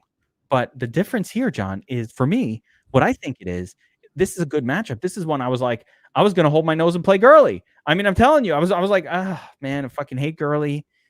I don't like playing him, but I'm going to hold my nose. Now, I think there's some risk with Brian Hill that the judge, Ito Smith, will get some of those touches. I don't think Brian Hill is going to get exclusive control of the backfield. So if you need to have any concerns here, it's that, Yeah, that's the part. I would have been happier in this game with Gurley in the way I was going to play it. Now kind of it forces my hand a little bit more because I would have felt much more comfortable with a total fade of Gurley in this game, and I think I would have been okay. Now I'm forced to play the running back in this game when I was going to not play any of the running backs, or really the only one that you would have played was Gurley. So so it kind of ruins what I wanted to do. But I still think this game is determined by the pass catchers. I think this is going to be a high scoring game. I think we'll have a few shootouts this week. Last week we weren't optimistic about that. I think this week we've got some games where the heavy game stacks become more prevalent again this week, back to what we've seen most of 2020. A lot of high numbers. So just running through some of the details specific to the players in this one. Everybody thinks of Atlanta as a really bad run defense. They're not. They've actually been very good against the run this season. So Josh Jacobs does not profile as a smash play here, even though the numbers, the spread, and all of that do profile smashy for him. I'd rather see the Raiders more heavily favored, but also against a team that's a little bit worse against the run than Atlanta. Atlanta's actually quite bad against the pass, and you want to throw against them. A lot of people talking Carr this week. Guys, I get the matchup. I do. I get it, but Carr is not ever a cash play, and I keep seeing it, and I'm telling you, he is definitely not a cash play here. He's never a cash play. Don't ever play that guy, and just don't do that.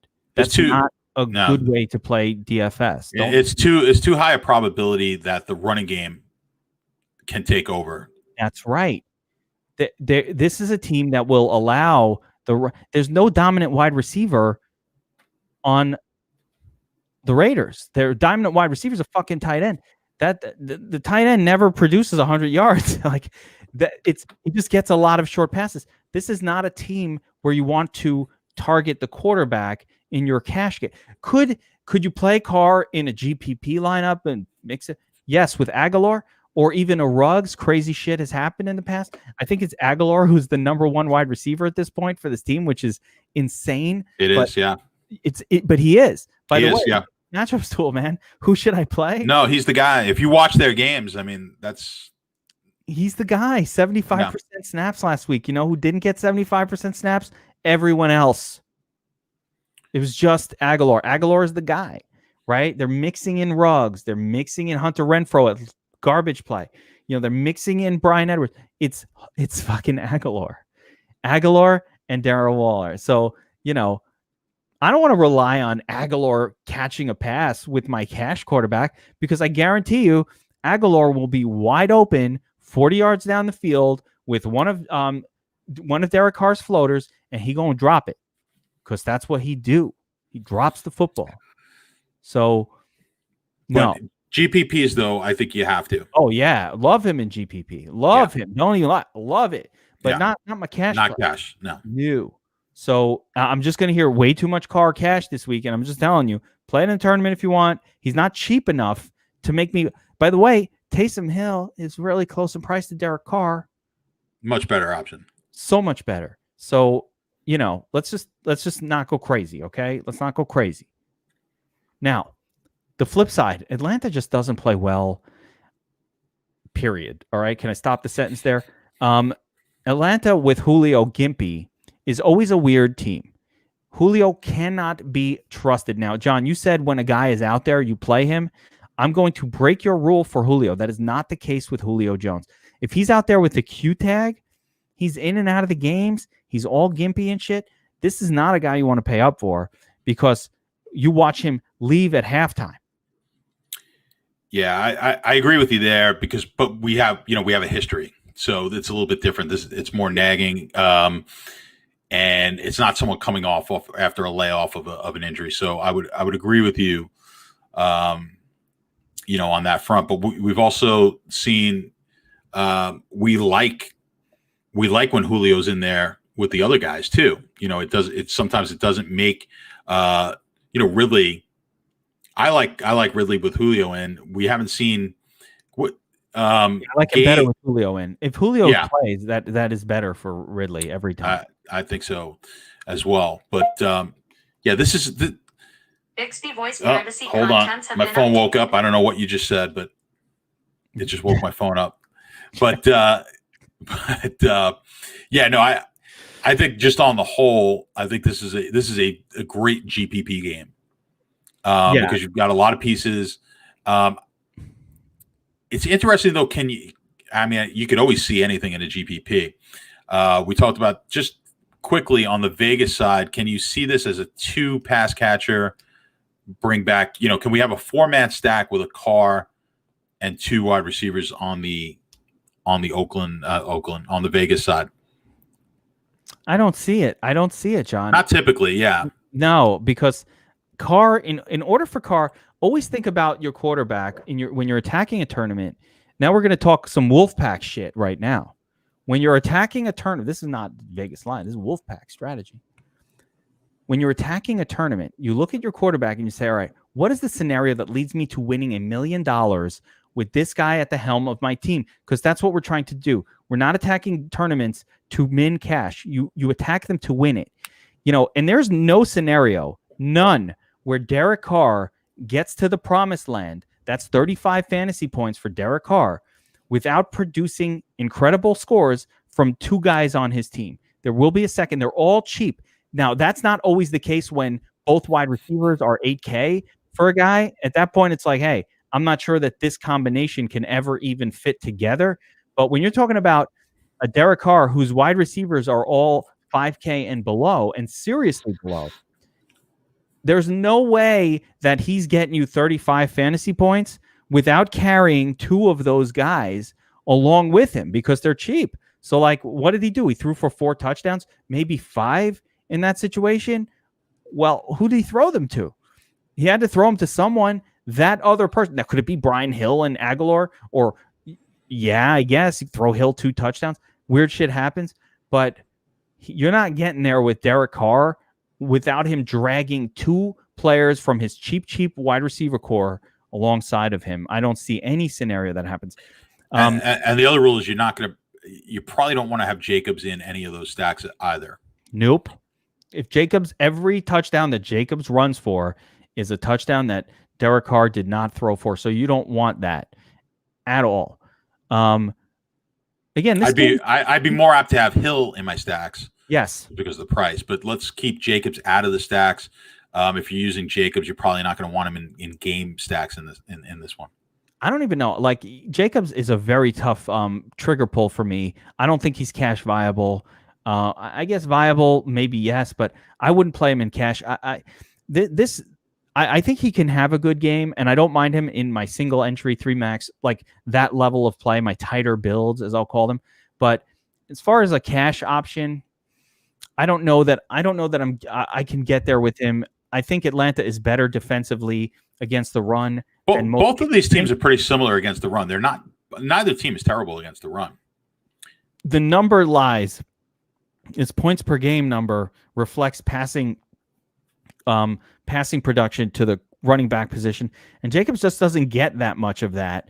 So this is the problem. 1 target 4. He's pretty much a yardage guy.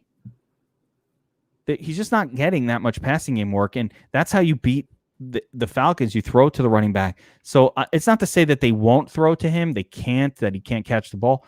He can, but they just don't do it. So I don't want to rely on it in a cash game. And again, Atlanta on strict runs is actually quite good. And if we looked up their DVOA right now strictly against the rush, it'd probably be more like top 10 or top, something like that. So I don't love that situation. What about the Falcon side? Obviously we have Hill now. He's going to be super chalk, or he's the guy. I'm going to play him. He's probably my cash running back now. That's it. 4K, good matchup. I'm in. I'm in. That's it. But Ridley, I think it's just a game stack piece here. There's too much excitement going on at wide receiver for me to like focus my week around a Calvin Ridley. What do you think there? This is the best wide receiver cornerback matchups on the slate. The Atlanta versus Vegas wide receiver to cornerbacks, and with Julio, let's just assume Julio being healthy and Ridley. So yeah, I like game stacks here. And so this is going to be one of the games that I'm going to be focused on for format stacks. So I'll have Ryan and I'll have Carr both with the comeback on the other side. And yeah, like I said, I didn't do my probabilities yet. I'm curious to see, but I think the Ryan, like Ryan Julio's, Ryan Ridley's are going to be right up in the top 10, I'm sure, in probabilities on the game stacks. Jay was saying Julio's more questionable than when he goes to the strip club, but Jay's a cash option when he goes to the strip club. He's a lock button. Jay Hakimi is a lock button cash option at the strip club. He is definitely that. So yeah, I mean, the only thing I don't love this game as much as some other ones. I like the salaries. I like the sound. I know it stands out from a Vegas point of view, and everybody seems to destroy Atlanta via the pass. So I get why people are talking about Carr. Just like I said, they'll run it if they can, and I think there's a little bit of a sneaky, this game isn't as exciting as it looks on paper scenario here. I just don't like the players all that much. But again, I do think that Nelson Aguilar is a great tournament option. I think Hill is pretty close to a lock button play in most formats. And yeah, Calvin Ridley, if I needed to bring a piece from the Falcons with me, it's probably Calvin Ridley as the top pass catcher. I would say, again, if Gage got a little bit of increased target volume last week. I don't know what he scored. I didn't actually look up his even that 12 targets, 12 fucking points. I mean, this is just disgusting. It's been bad. Yeah, it's just the beginning of the year. He's been pretty bad. beyond bad. 12 targets, 12 fantasy points is like as bad as you could possibly be. This is N'Keal Harry level bad. So I don't know what the fuck is going on with him, but he's just a disaster. So yeah, not much else to like there, and I'm definitely not trusting Julio. Okay. Let's move on to the lightning round, where we'll go through each game from a from a DFS, but we're going to try to hammer through these and get through the rest of the game. So here we go. The lightning round.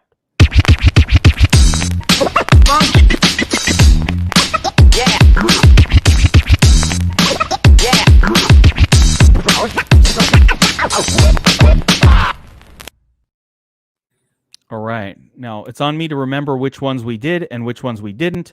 I will do my best.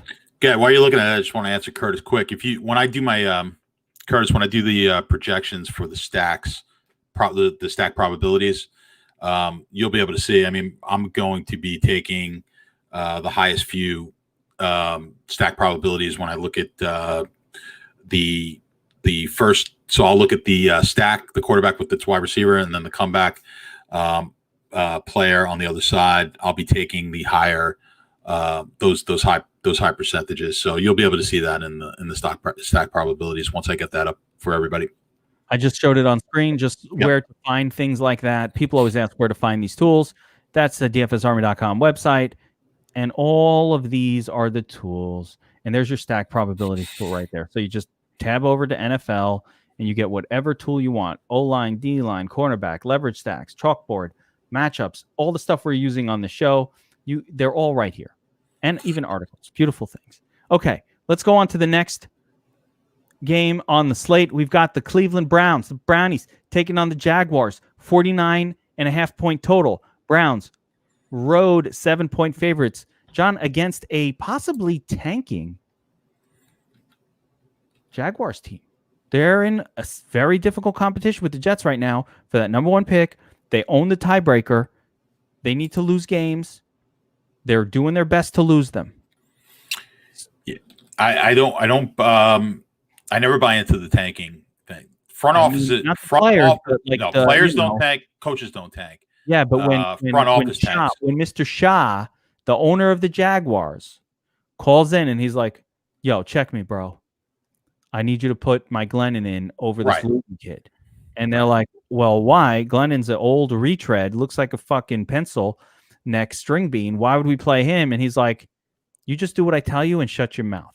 Right? He doesn't say anything more than that. He just says, "Listen, I'm the boss. I tell you what to do. Your job is to do what I tell you." And I say, put Mike Glennon in there and keep your mouth shut if you want to keep your job. Right? So then the coach goes, "Yes, sir. I'll do it." He doesn't know. And the coach is going to be out of a job anyway. But yeah. But yeah, I what I always say to those things though, it's in the spread. And once the players are out there and once the coaches are out there, they're trying to win. These guys are playing for jobs, all of them. So don't ever read too much into teams tanking, because once they get out there, especially in football, NBA, different story. I totally agree with you, by the way. I totally agree with you. I totally agree. But this is that one chat. Like I mean, it seems pretty blatant here. But nonetheless, so we've got this game where the Browns like to run the football, and they're going up against a pretty bad run defense. Nick Chubb, Kareem Hunt. Is this just load up on the RB twins? Yes. Yeah, I think you can here. Otherwise, I don't like. I never like the passing game with Cleveland. So we're certainly not looking at stacks. But running game, this is going to be. They're going to pound the ball and pound the ball and pound the ball. The perfect line, 7-point favorite. We love that for running backs. So yeah, look at the running backs in this game. Chubb, of course. That would be the take. And then on the Jacksonville side, do not play running backs. See, Robinson is going to be chalk this week, John. I will not play. I'm going to actually X button not play. Okay. Actively, yeah. Are you guys hearing this? This is a bold call. I want, work or not. Let me show you something. We're going to go a little deeper than I normally do for this show. I want to show you some running back chalk. You know who's right up there? Number 2, James motherfucker Robinson. Now, that's going to change with the Brian Hill news. That's going to change. But right now, because the running back situation is ugly. James Robinson projecting number 2. He's he's got the second best projection, which is a little crazy. And again, that will change a little bit as we get the new news. 24 to 25% owned.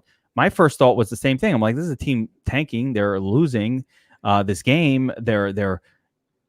But what if they don't? What if they play well? There is a scenario where James Robinson has a good game because he absolutely a very good player. But the numbers say avoid, especially because he's so chalky. Like, why is everybody playing this guy? Well, they're playing him because they can't find any other running back to play. Everybody has flaws. So they're like, you know what? Maybe I'll throw Robinson in there. He gets a lot of work. He gets a lot of volume. His team's an underdog. They're going to keep running it because they don't care. They'll keep running it. But I think there's a lot of risk with Robinson. I'm not going to X him out. I'm not taking that stand personally. But I'm not playing. My initial thought, he wasn't even on my list early, and I'm like, wow, look how much ownership he's going to have. Maybe I need to rethink it.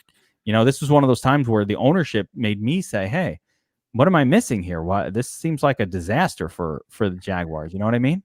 I love this situation to X, and if it comes back to bite me, it comes back to bite me. But we went into length on this sort of stuff on Wednesday, and if you missed that one, I think it's worth going back and listening to, even though it's about Thursday games and it didn't pan out necessarily that way. But this is the strategy that I like. And for me, I mean, if he's going to be 20+%, even if he's 20% owned, that just gives me the opportunity when I'm MME it's going to increase the guys I like naturally by just running, by just running the optimizer. It's going to increase those players and put me over the market on guys that I actually want to play without me having to tinker much at all. So I'm always looking for reasons that I could totally fade, especially the running back and the way it's been this year.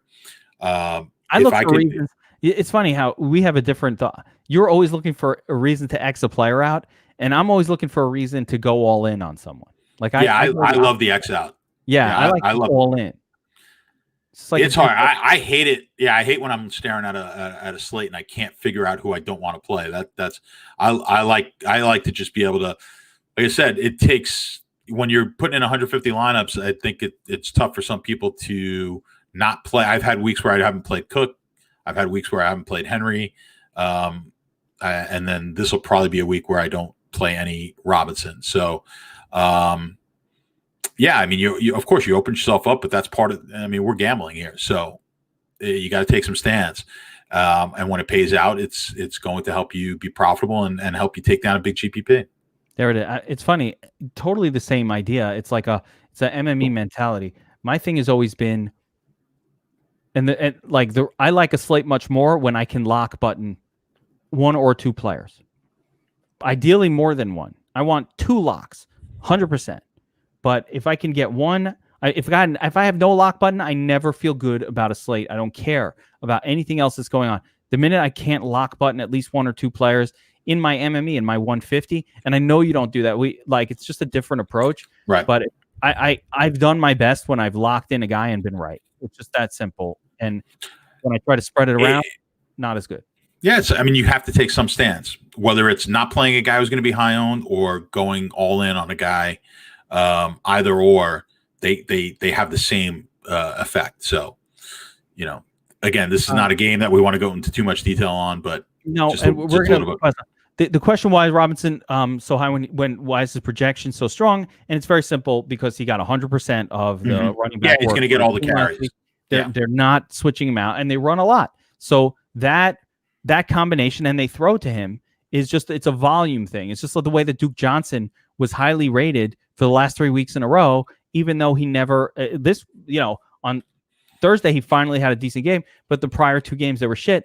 Projection models look at volume above all else, and if this guy's going to get all the volume, they like it. That's something that we like. But there is nothing to do on the Jaguar side. Do not touch this disaster in the passing game, and we don't touch Cleveland pass catchers at all. They are a disaster as well. Let's move on to the next game in the lightning round. And I do think there is one or two maybe pieces of fantasy goodness in what appears to be an ugly game here. Giants road 6.5 point favorites. Fucking Giants, 6.5 point favorites against the Bengals here, helmed by the disaster from last season, Finley. We don't know how he's going to look.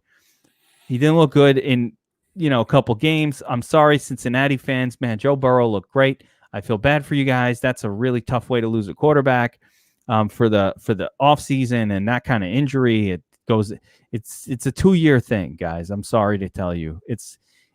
He's not 100% healthy at training camp. It's a 2-year thing. It's really a rough one for Joe Burrow. But we've got this game. They don't want to hear that. The Ohio people are like, fuck you. You suck. Hate mail. It's a 2-year thing. Because what happens, John, that tear, you're not healthy by training camp. Now it's, is he going to play game 1 or did the IR start the season? It ruins the next season too. It's a real bummer. No, it's a shame. I mean, the kid was showing a lot of promise. So he looked good. I mean, I hope we see him next year. But yeah, I agree. It's gonna be tough. It's a 2-year thing. It's just unfortunate. All right, so Bengals don't want anything to do with the Bengals here. Their offense is a disaster. You're going to see some sexy price tags on names like Tyler Boyd and T. Higgins. And you're like, should I play? No. Yeah. Don't do that. Don't do that. Don't do that. Don't fucking do that. Now, on the Giants side, John, this is where it's... I mean, are you betting? Like, is this bettable? Giants is a favorite? Giants is a favorite. Yeah, I think you can play this game, actually. It's crazy. Talk about this is why you can't look too far ahead in Survivor. Because now all of a sudden the Giants become a Survivor play this week. That you never would have planned on maybe 4 or 5 weeks ago. So injuries throw a monkey wrench into Survivor pools, but you'll see a lot of people taking the Giants.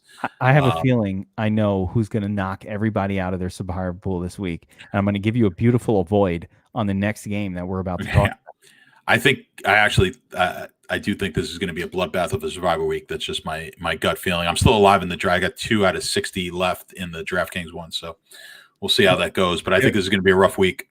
There's a couple of very strong avoids. If maybe we'll give a Survivor pick in a minute. I think the Browns are your Survivor pick, by the way. Just play the fucking Browns. You're never playing them ever outside of this week. This is the week to play the Browns. Survivor pick, geek special, motherfucker. Win your Survivor League. All right, you ready for this? Giants side is interesting to me from a few different angles. Number one, Wayne Gallman. He's getting all the work for the team at this point. They haven't had a chance to be favored. They throw to him, John. They throw to him. They run him. They've got no one else.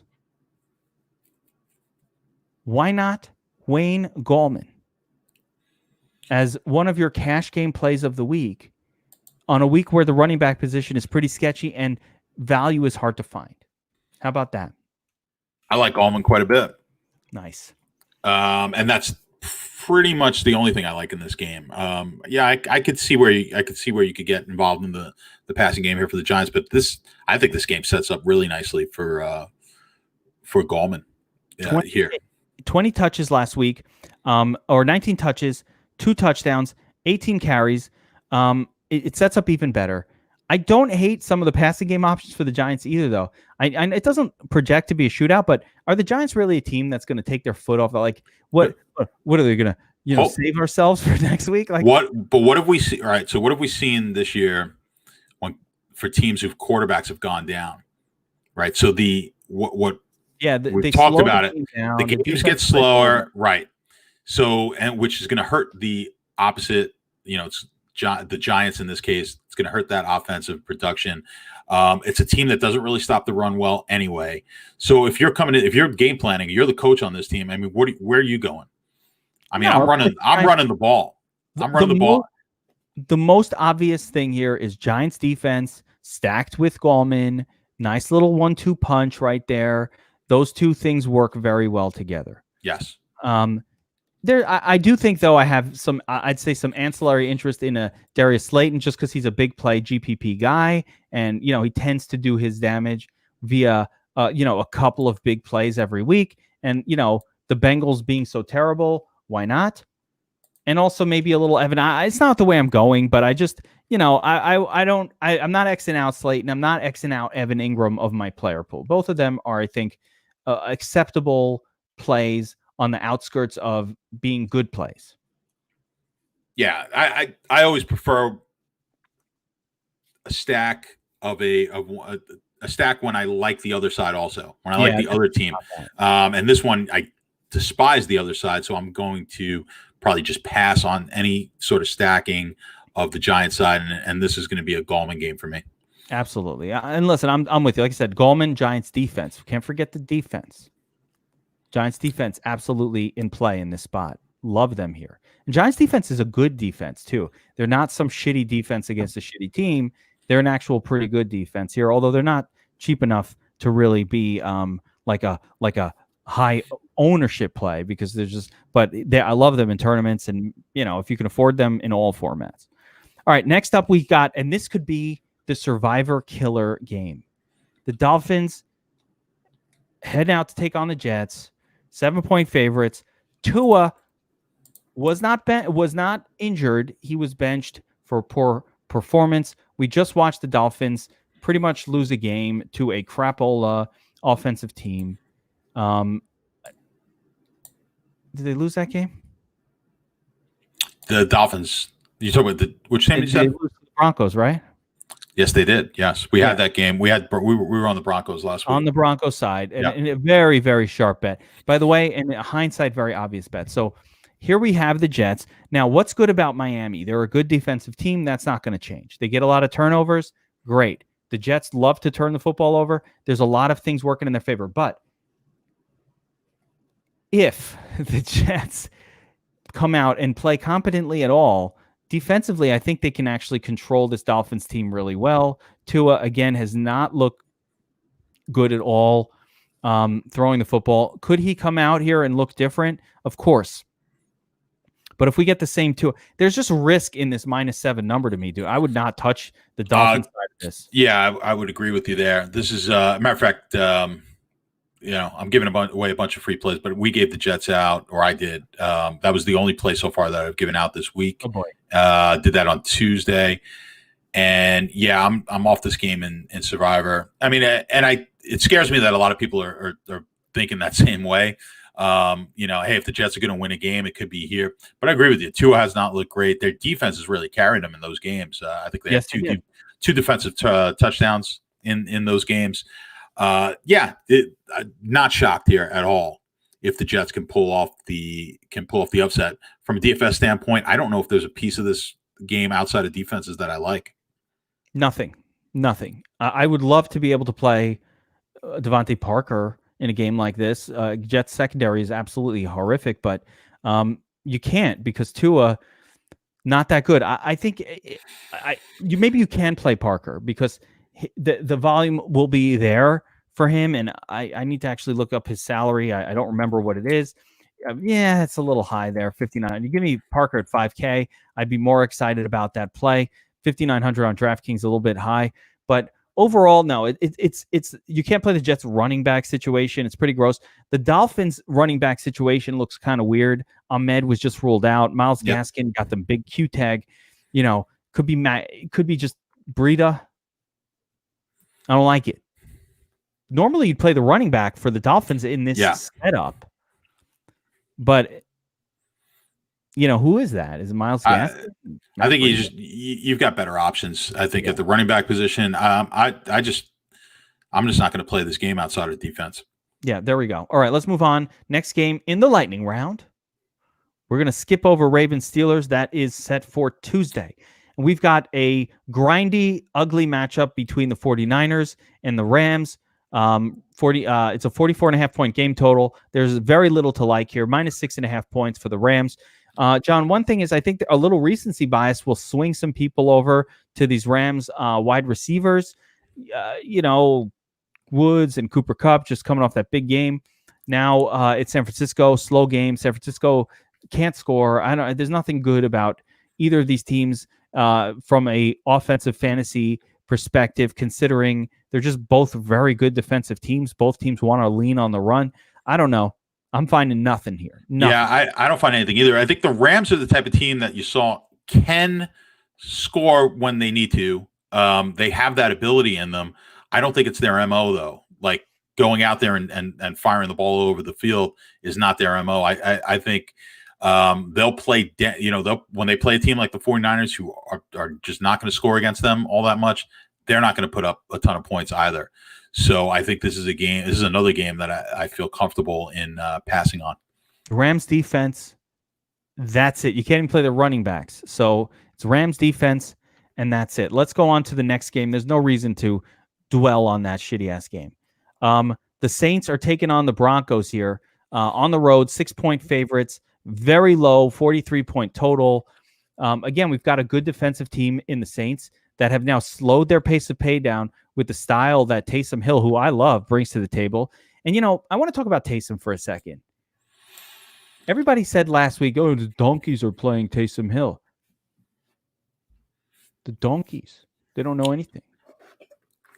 Your fucking donkeys weren't playing Taysom Hill. How about that? I was shocked at his ownership level at the tight end position on FanDuel that it wasn't higher.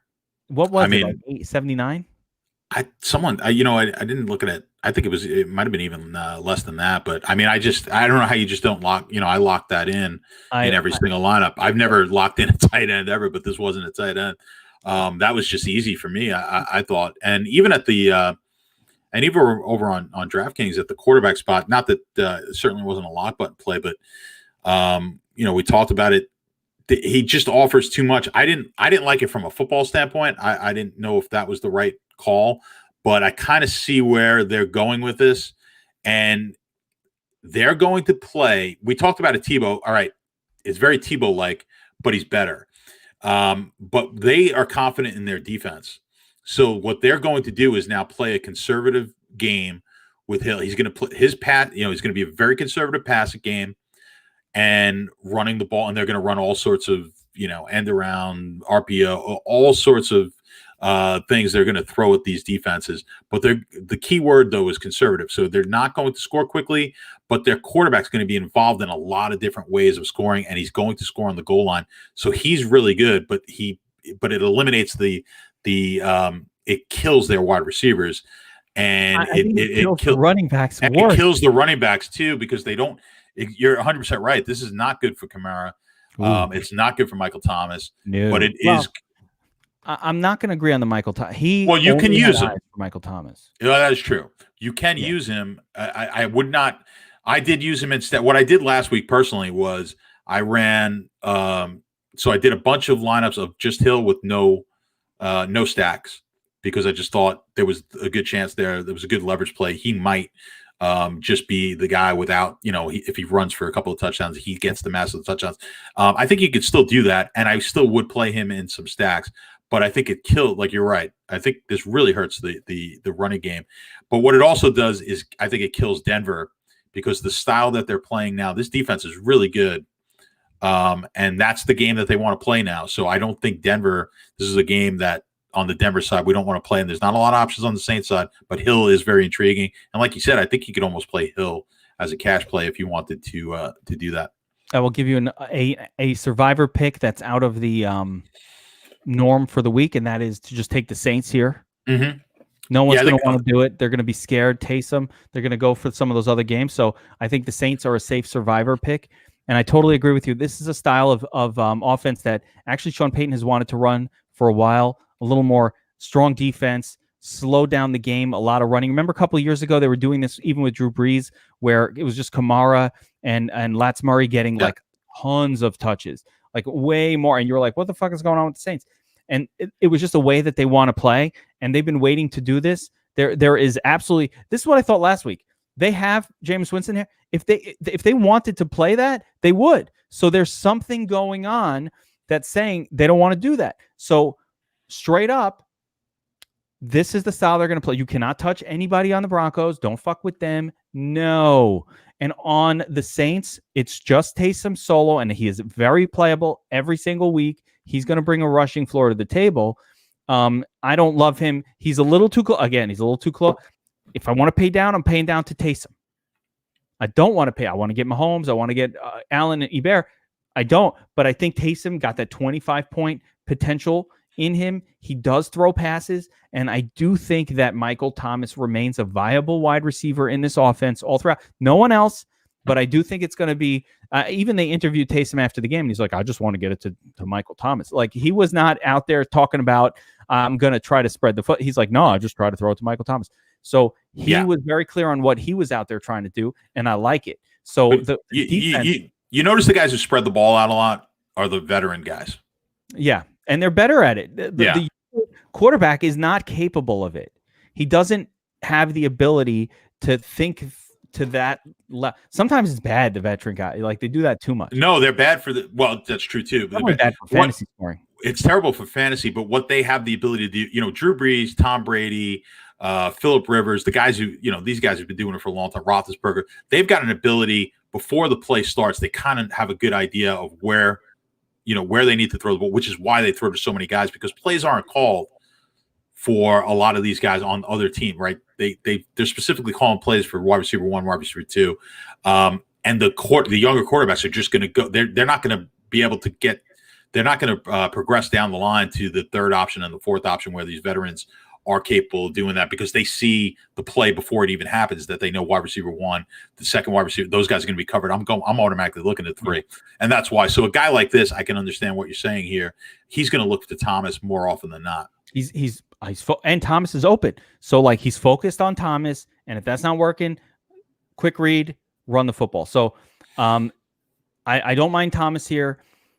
I like Taysom Hill. I don't love the game total. It's pretty gross. Saints defense in play as well. So that's your outlook for this game. You won't go anywhere near those Broncos. Saints defense, hell yeah. Taysom Hill, sure, in alternative lineups that aren't, are 3 or 4. Did we wait? Arizona. Where the fuck is the Arizona game? Did we talk about Arizona? We didn't. Where's the? There it is. Right. Arizona. New England. Right. One last game. We skipped one. I'm like, how did we? All right, good.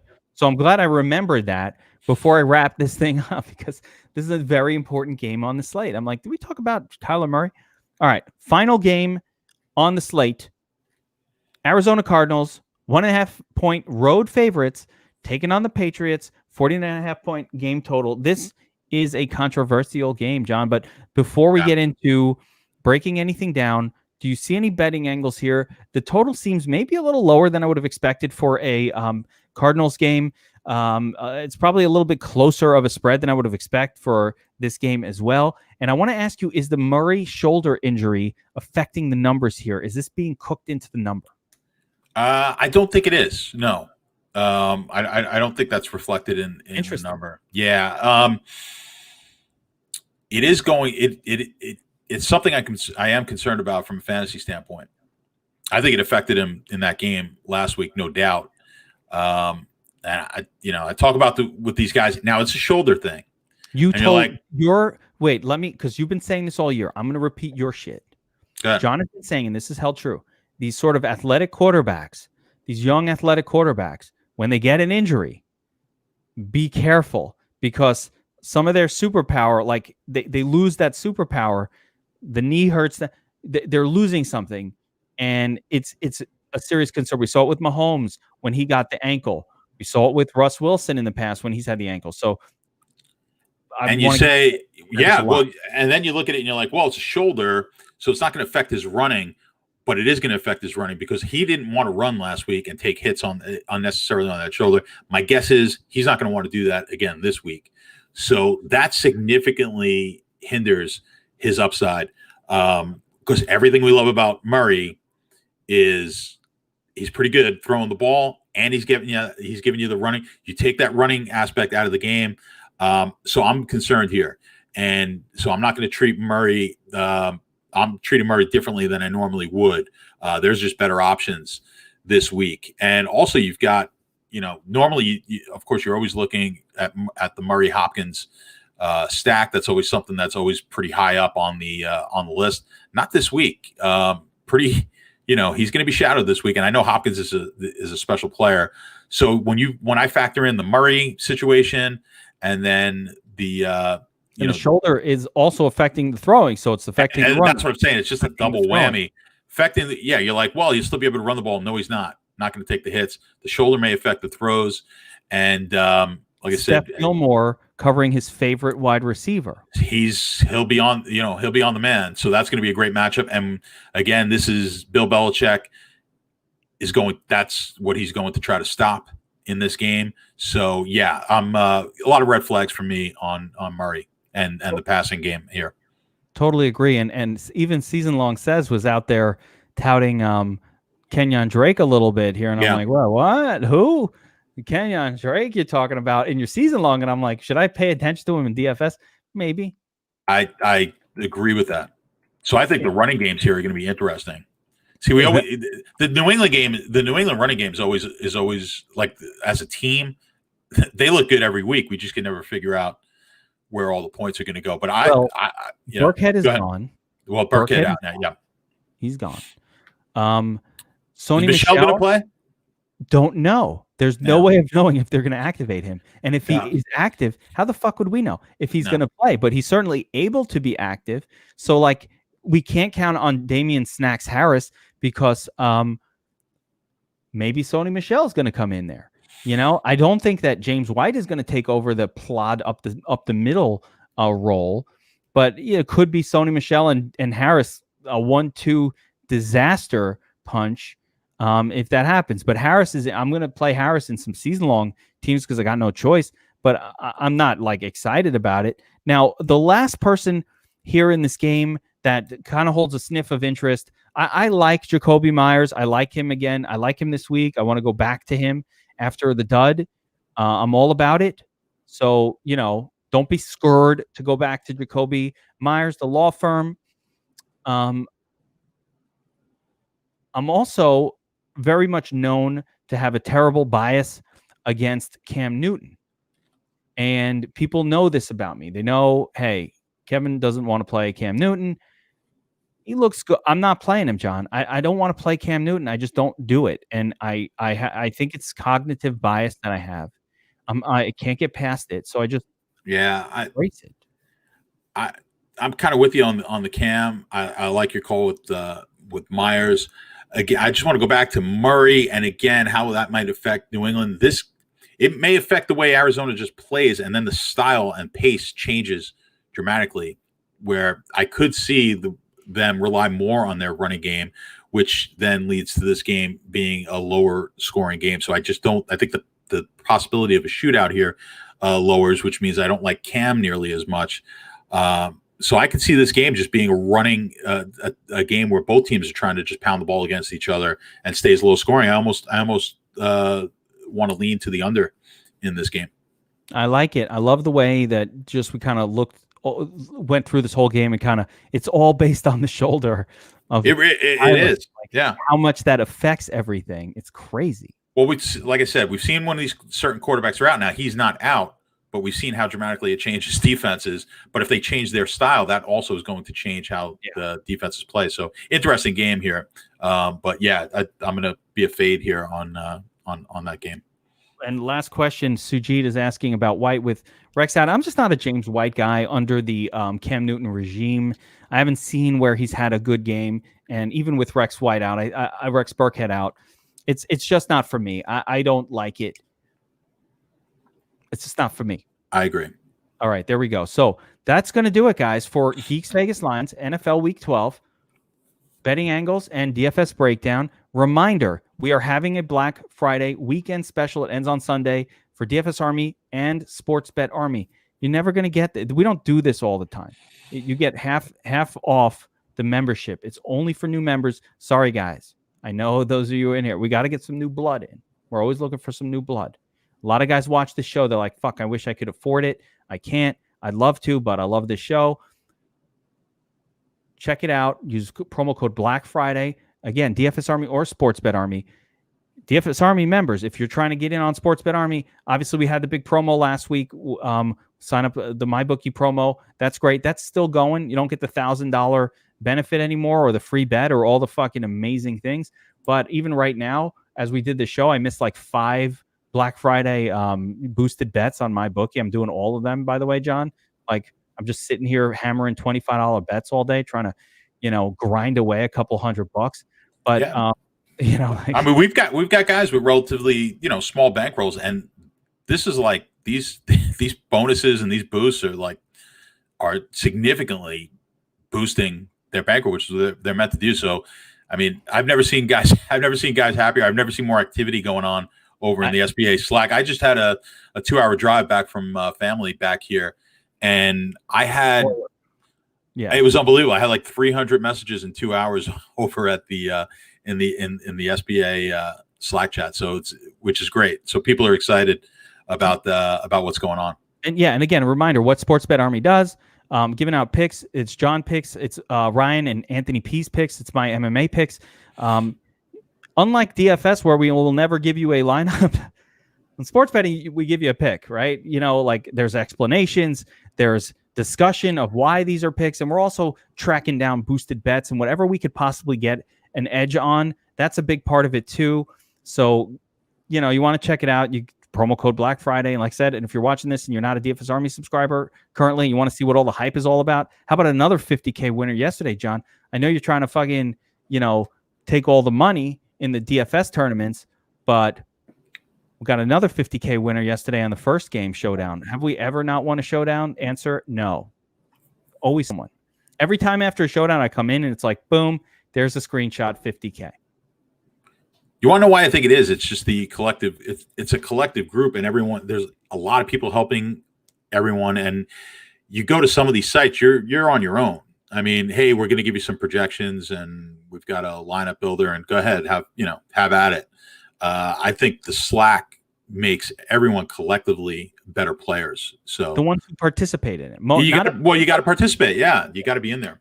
We probably only have like a 35% participation rate, but those are the serious people, the ones who are watching this right now live and also that are involved in the discussion in our Slack. Those are the ones who are winning more often because again, they're taking the extra time to really try to get good at playing DFS. They're trying to learn the strategy. I know the difference. Listen, I could tell when you guys email in and you're like, hey, I didn't win the big bucks this week and I used all your tools. And I said, what did you do? Well, I used the optimizer, or I didn't even use that. I used the cheat sheet. And it's like, did you watch my lineup review? Did you see how we create the lineups? Like, watch the lineup review. It shows you how to create a cash lineup. Like I've done them last couple of weeks to show you if you didn't win these past 2 weeks, you were not using the tools properly because here it is. Here's how you would have done it. Did you actually listen to any podcast? They don't. So the ones who are doing poorly, they don't. They're not listening to this. They don't even watch this, and they don't know that we have a Slack group because they ignore the email. So, that is what it is. But we do the same. It's for sports betting. There's, we're not just giving out picks. We're discussing strategy, and we're coming up with crazy shit like, hey, if I prop this and hedge that, how does that work out? Or we're seeking out boosted bets because we know that boosted bets are always plus EV, and you should always do them. So, we're looking for the best books for that stuff. So that's just kind of the excitement, and it's really, really great. It's a great time to be gambling on. It's always a great time to be gambling. Yeah, it's always fun to get, and we're coming into primetime season because college basketball just started up. NBA will be starting in less than a month. So what's fun on the Slack is also we have our coaches pick page, which is important. We started a members pick page. And it was like everyone was a little hesitant as far as the members to start posting picks. And now that page is like lighting up every day because now everybody's like, I want to post my picks. So which I love. I encourage people to do because you're going to get better. Like it's easy to do things in your own little bubble and play games in quiet. Like when you start posting it and everyone gets to see what it is you're playing, you start studying a little bit more and you look at more angles. You're just going to make yourself better by holding yourself accountable. This is, I something I used to tell people on the DFS tout side was the fact that I do a cheat sheet every week and I break these games down and you and I sit down, and I hope this is the same for you, John. I really, really do. Yeah. When we sit down and talk out a slate, like, I feel like I come out of it like, yeah, I think I got a great feel. I know I feel that the listeners do, the people who watch this, but it's not just for them. It's for us too, because you'll come with an angle or I'll come with an angle on something. You'll be like, you know what? That speaks to me. Or sometimes I'll be like, I don't agree with what you're saying. You know what I mean? But it forces us to think through every game and every slate and a lot of the different players that you might not look at. One of my superpowers from back in the day, from the 2014-15 era, was when I was doing these breakdowns, I would take the time to look at every single game, which I don't think most were doing. They were just not doing that. So I would look at every player's logs. I'd look at the lines for every single game, and it forced me to like get a complete overview of the entire slate. But when I didn't write an article, I didn't have that. Like, I just didn't spend that time. And like, you see what we talk about here, or what goes in my cheat sheet every week, that's a fraction of what I researched. It's just like, oh, the better spots, or sometimes bad spots, but I leave them in there as like negative, with negative notes. But it's just a fraction of it. I'm looking through a lot of different things, and it's like, oh wow, I spent all this time. But these are the players you see: 5 quarterbacks, or 6, 4, 5. It's like, well, what about the other 20? Well, yeah, I looked at all those guys, and I had to spend a minute or 2 or 10 or 15, like looking at them and saying, I don't want to play him this week. You know what I mean? So that's kind of the Kyler Murray situation, where I first looked at, I'm like, oh, Kyler Murray's playing, boom, top guy. And I was like, you know what? I don't like it. And eventually, like I said, I made my way around to Mahomes this week from where I originally thought I was going to be, because just the research said, you know what, this is actually the guy. This is the highest floor of them all. Although, like I said, I love these other guys too. So anyway, I don't know where I went off on that. Go sign up at Sports Bet Army. Promo code Black Friday and DFS Army. Black Friday, half price this week only. We never do this sale ever. It's just a Black Friday thing, because we want to be involved with the whole Black Friday thing. It's like, after this, I gotta go buy some computer. What did I buy, John? I don't know what the hell to do. I need a new chair. I gotta get that. But the nice thing about this Black Friday sale is you don't have to wait online and then get trampled on your way in the door. No. You can do this on your time. Getting a secret lab chair. I need one of the. What kind of chair do you have? Because I need something like that, man. You gotta get the secret lab. Yeah, that looks good. Yeah, this chair. I'm about. So I can pull a lever up. Check this out. Oh yeah. Like, I could take a nap in this thing. The back, like, it's like no other chair. It's pretty. Yeah, sweet. I'm gonna have to get hooked up with that. If you get one, though, I don't suggest House Stark. I know you're not going to get the Game of Thrones version. You just get the regular one.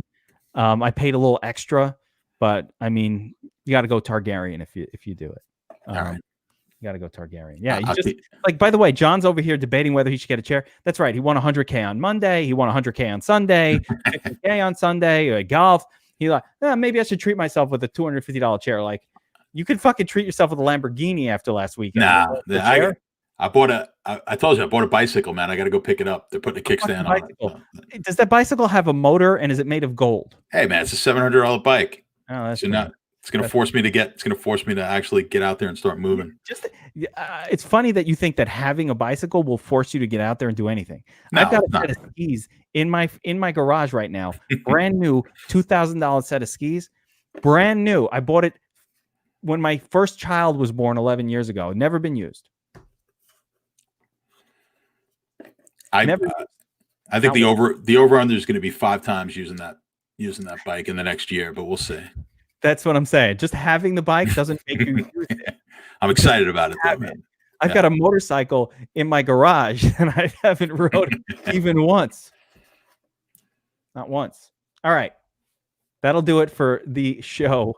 Week 12, guys. Good luck. I will be back tomorrow. DFS Army VIP Players Club, where we'll basically get the final word on everything and get our shit together and hone in on everything we need to for this week's slate, cash, tournament, all that good stuff. Good luck, everyone. John, good luck to you as well. Thank you once again for making this an awesome show. Thanks, man. Appreciate you having me. All right. Take care, everyone.